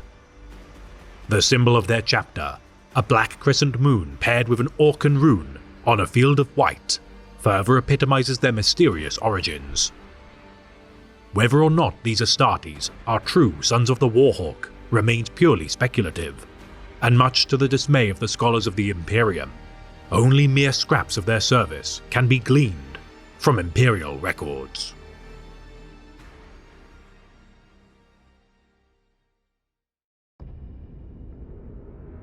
Even he who dies lives in the blood of his brothers and the deeds of the chapter. The Star Dragons are a successor chapter of unknown founding or origin. Hailing from the world of Draconif, wherein the chapter conducts acts of scarification using electro circuitry, the light which radiates from their flesh, a chief whose cybernetic augmetics causes many to speculate such Astartes to be descendants of the Lightbringer, Ferrus Manus. Forming a close alliance with the Bloodswords chapter in their efforts to contain Hive Fleet Kappa as it roams the worlds within proximity to the Eye of Terror. Their joint deployments over centuries of service have forged bonds of unbreakable friendship. Their homeworld's close proximity to that of the Bloodswords fiefdom of Jaggerfall, further bolstering their ability to support their comrades. Though the Bloodswords' homeworld would be taken from them by order of Imperial authorities, the Star Dragons would not stand idle. Aiding the Bloodswords' penitent crusade through an act alike to fraternal bonds of Astartes connected by bloodline, the reciprocal aid between the Star Dragons and Bloodswords is singularly strong and has never been seen between chapters of divergent origins. Adhering closely to the tenets of the Codex Astartes in their organization and battle doctrines, deviations such as their defining of squads as scales and meetings of senior command staff as the Clutch are held aboard their strike cruiser, Lardon, to discuss the needs of their fleet. Clad in dark blue ceramite, adorned with silver backpacks and chestaquillas, each battle brother uses white tactical rolls on their right pauldron with black high Gothic numerals atop such designs to indicate their squad, and Codex-compliant pauldron trim to denote their company. The symbol of their chapter, a white dragon's head atop a field of dark blue, emphasizes their ferocity in battle, alike to the legendary monsters of Terran legend. Last sighted during the assault of the Space Hulk, the Accursed Eternity, during 998.M41, as the chapter faced the greater demon of Tzeentch, Kairos Fateweaver, the guns of their flagships, Lardon and Ophidian, banished the Space Hulk from the material realm.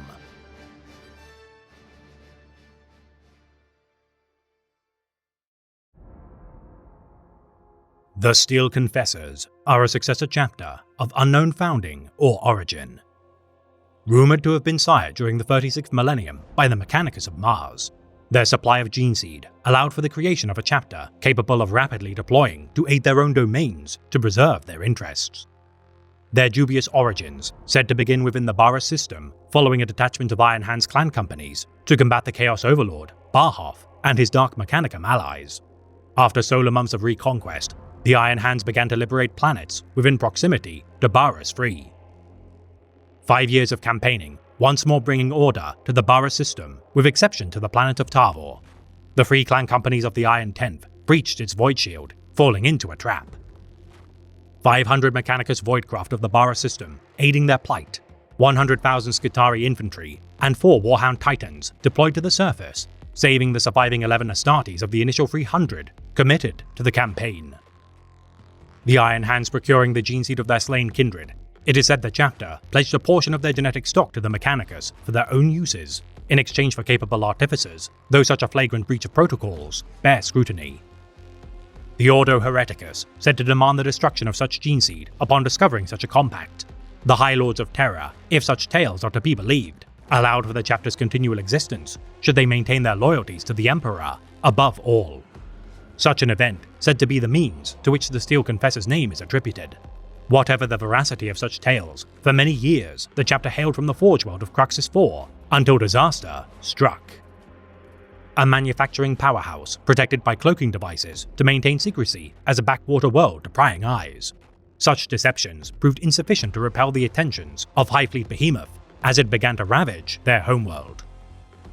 Evacuating Mechanicus personnel from nearby planets as Craxus IV fell to ruin. Only half of the chapter's elite First Company veterans held the line until elements of the 3rd, 5th, 6th, and 9th Companies reinforced their position. 3 months of carnage doing little to drive back Hive Fleet Behemoth. The Battle of Craxus IV was inevitably lost, with Chapter Master Pronotonus grievously wounded in his efforts to salvage valuable relics and resources. Condemned to the fate of a fleet-based chapter for many years, humbled by their underestimation of the Great Devourer. Their title as the Crippled Steel Confessors Chapter, a stain of dishonor upon their name. fierce adherents to the doctrines of the Codex Astartes, most steel confessors serve within multiple companies to bolster their experience, serving under commanders of divergent capabilities. Their uncompromising disdain for any signs of weakness bearing credence to the assertion of their Iron Hands heritage. The chapter also heavily augment their Astartes with all manner of mechanical appendages and bionics. Their every captain trained in the arts of a tech marine as proof of their favour as champions of the Omnissiah. Their hatred of weakness has caused outright violence to be made against Imperial allies, such as the 54th Talon Desert Raiders Regiment, wherein the chapter fired upon their forces, requiring investigation by the Emperor's Holy Inquisition. Their every company, accompanied by 3 Magi of the Adepts of Mars, who oversee the maintenance of their war gear. The Steel Confessors are by far the most favoured chapter of the Space Marines by the Mechanicus. Clad in silver ceramite, adorned with bone-white pauldron insets, knee plates, and dark green pauldron trim, each Battle Brother utilizes black tactical rolls on their left pauldron, indicating their squad with black high Gothic stencils alongside such designs. The symbol of their chapter, a white lightning bolt atop a red oval imposed upon a black crosslet on a field of bone, symbolizes their devotion to the Mechanicus of Mars. Defending their new homeworld of Kalevala from the onslaught of Hive Fleet Leviathan during 997.M41, the entire chapter defended their fortress monastery with aid from the planet's Mechanicus Manufactorum defense forces, losing their 8th and 10th companies in their entirety, with their remaining forces depleted as much as 60%.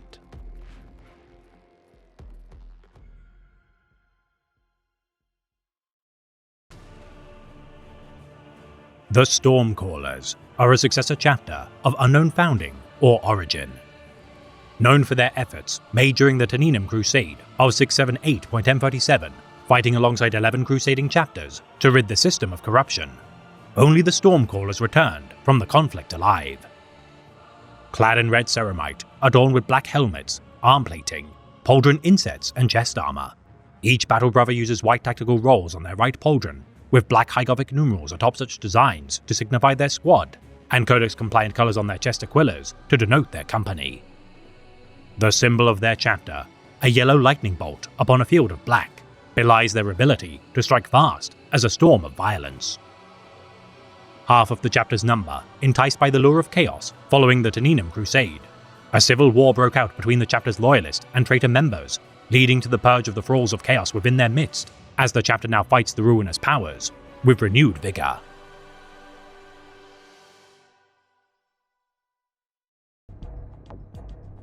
The Storm Falcons are a successor chapter of unknown founding or origin. Little known of their deeds save for their grueling battle against Hive Fleet Leviathan during 997.M41 as it beset the Hoda sector. The chapter faced the wrath of the Great Devourer as it consumed all planets in its wake, including the Storm Falcon's homeworld of Talon. Clad in grey ceramite, adorned with black pauldron insets and chest aquillas, each Battle Brother uses yellow stenciled tactical rolls on their right pauldrons, with yellow low Gothic numerals centered within such designs to identify their squad, and Codex-compliant pauldron trim to denote their company. The symbol of their chapter, a stylized yellow aquila with wings of lightning on a field of black, symbolizes their duty to strike the enemies of the Imperium with uncompromising fury. Losing 24 worlds within the span of 4 months of the Swarmlord's invasion of the Hoda sector, now bereft of their homeworld, none know for certain if the Storm Falcons survived their ordeal, or if they have been consigned to the pages of history as an extinct chapter.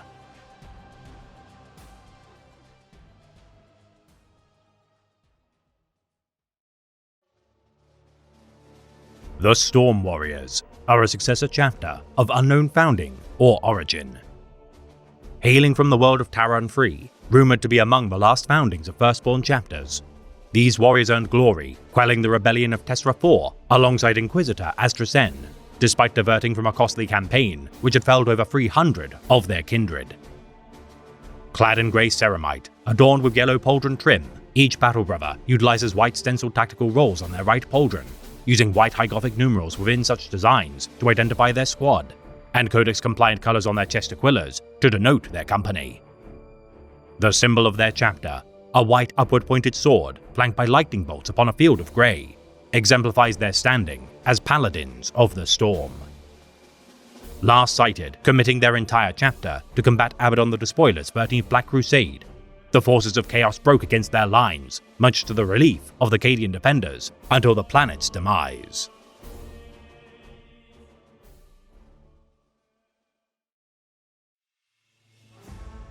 The Tiger Claws are a successor chapter of Unknown Founding.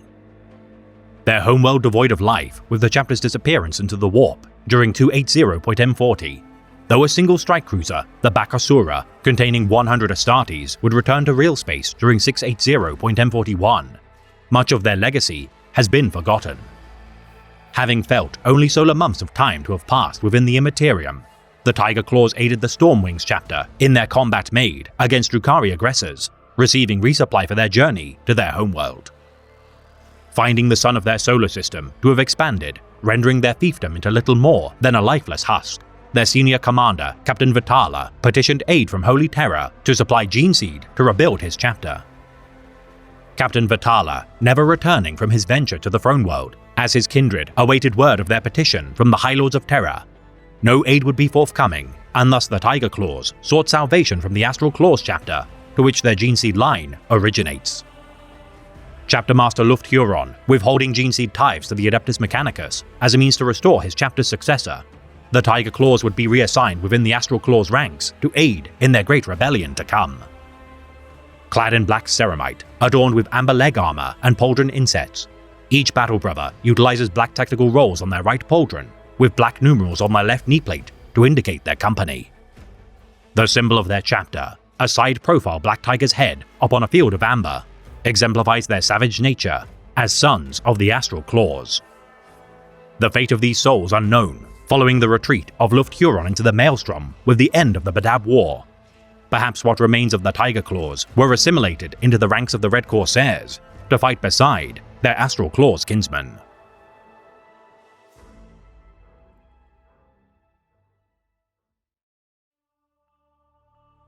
We face Greenskin invasion rimward, Eldar raiding coreward, rebellion trailing, and the tendrils of a Hive fleet incoming spinward.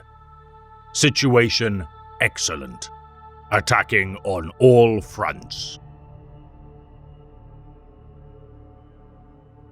The Tigers Argent are a successor chapter of Unknown Founding or Origin.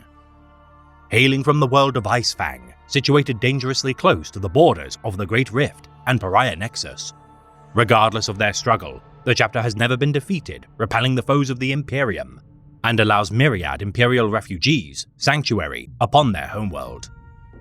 Clad in silver ceramite, adorned with black pauldron insets, each battle brother utilizes silver tactical rolls on their right pauldron, with black High Gothic numerals atop such designs to identify their squad, and Codex-compliant diagonal stripes on their right knee plate to denote their company. The symbol of their chapter, a side-profile silver tiger's head on a field of black, belies their nature as stalking hunters of the enemies of the Imperium. Last sighted during the Angevin Crusade of 322.M39, alongside the Black Templars, Sons of Medusa, and Charnel Guard, the Tigers argentated the conquest of the Calixis sector.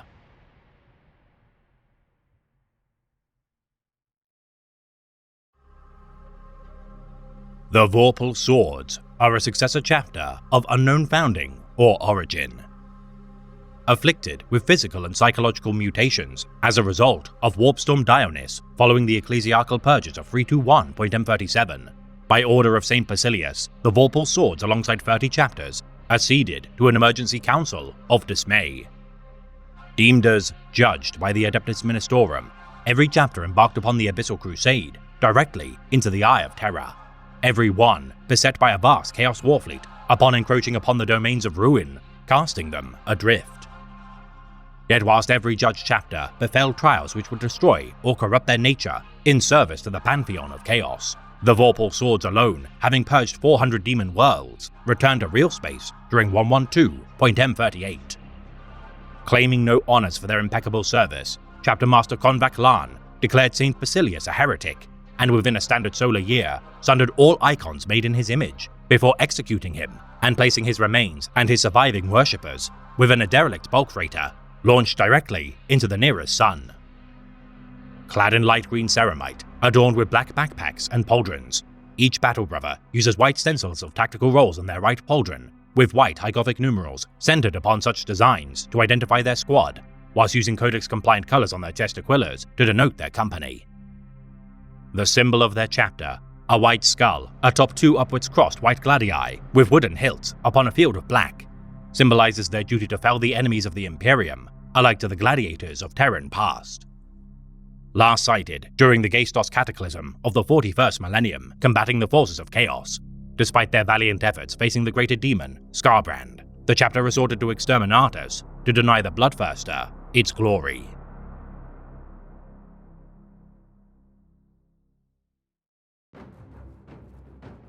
The Warbearers are a successor chapter of unknown founding or origin. Fighting beside the Sons of Guilliman chapter during the Siege of Lacedaemon of 953.M33, the Warbearers held the line against the overwhelming orc hordes of Warboss Vorgat Bloodfang until aid from the Night Reapers chapter and Battlefleet Tempestus encircled the Hive World. Clad in olive ceramite adorned with silver chest aquillas, each battle brother uses white tactical rolls on their right pauldron with black High Gothic numerals atop such designs to identify their squad, and Codex-compliant vertical stripes on their helmets to denote their company.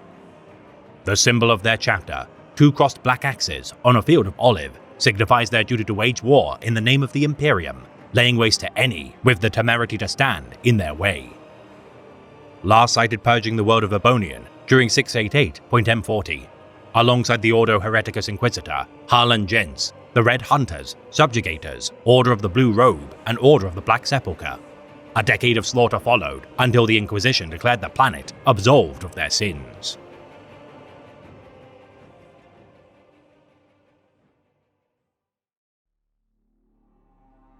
The White Panthers are a successor chapter of unknown founding or origin. Infamous for their involvement during the Kefra secession of 332.M39, aiding the plight of Inquisitor Bastelek Grim, the chapter thwarted the planet's secession from the Imperium by destroying their planetary defense forces and executing the traitorous nobility. Combating the Alpha Legion, bolstered by the mutated populace during the Fraga IV rebellion of the 41st millennium, following their victory against the Hydra, only the compassion of Inquisitor Gregor Eisenhorn stayed their hand from culling all mutants, including those loyal to the Imperium. Clad in black ceramite, adorned with yellow chest aquillas, silver backpacks, white greaves, forearm, torso, groin, and faceplate armor, each battle brother uses white tactical rolls on their right pauldron, with black High Gothic numerals atop such designs to identify their squad, and Codex-compliant pauldron trim to denote their company.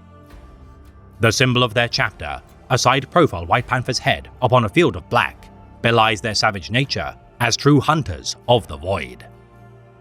Last sighted during the Diathi Cluster Rebellion of 998.M41, the insurrection of the Diathi Cluster was swiftly crushed, despite the death of Chapter Master Jorah Shadowmoor.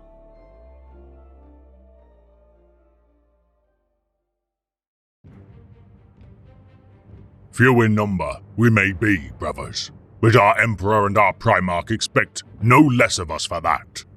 We stand in defense of our homeworld. We protect the legacy and future of our chapter. So shall we fight with the strength of our absent comrades, for duty bids us do no less. Each White Templar shall be worth 10 Adeptus Astartes this day. The White Templars are a successor chapter of unknown founding or origin. Rumored to be descended from the Imperial Fists due to their stoic nature, the Administratum's Genitoria Logi regardless refute such a claim, causing the chapter to embark upon an Imperial crusade in search of answers to their genetic legacy. Clad in white ceramite, adorned with black pauldron insets and chest aquillas, each battle brother uses white tactical rolls on their right pauldron, with black High Gothic numerals atop such designs to identify their squad, and black High Gothic numerals on their left knee plate to denote their company. The symbol of their chapter, a white, 8-pointed cross-crosslet upon a field of black, exemplifies their nature as Crusaders of the Void. Last sighted combating High Fleet Grendulus during the 4th Tyrannic War of the 42nd millennium, the chapter defended their homeworld of Sanctum with aid from Lord Solar, Arcadian Leontus, and the Imperial Fists aboard the Phalanx, as the walls of their fortress monastery, Holdfast, held true, despite much of their forces being absent fighting distant crusades.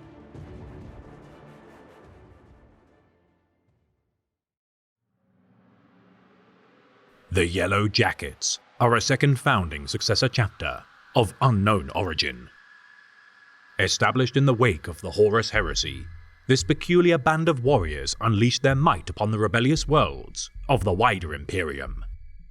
Experts of lightning strike warfare, facilitated through use of Thunderhawk gunships, much of their campaigns are waged far from the power bases of the Imperium's domains and seek to pacify burgeoning threats within the dark corners of the Void. Clad in black ceramite adorned with yellow chest aquillas, helmet and pauldron trim, the chapter further paint their lower leg plates and boots with striped heraldry akin to their insectoid namesake. Adopting yellow tactical rolls upon their right pauldrons atop red paint, sergeants of the chapter utilize skull icons on their helmets, with captains painting their helmets red. As a partially Codex-compliant chapter, the Yellow Jackets use Black Gothic numerals on their right knee guard to designate their company number. The symbol of their chapter, a yellow wasp on a field of black, emphasizes their proclivity to strike fast with deadly effect. Revered for their service, such as their heroic defiance against the Orc War of Warlord Grasnik, the Yellow Jackets sporadically aid the waning defenses of the Imperium before once more withdrawing from the fray.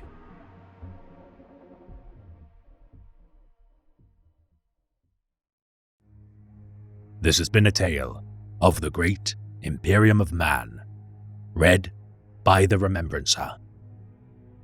To be bereft of one's heritage is a great tragedy, for much of one's own identity and purpose can be derived from the past. Our ancestors, familial ties, and birthplace instilling values into our very being. Without such tethers to the world of yore, those without must find meaning through deeds made alone. Yet strength can be found without the bonds of lineage, for it also absolves you of the burdens made from your predecessors' mistakes. And a soul capable of rising without the advantage of succession is a uniquely accomplished and capable individual.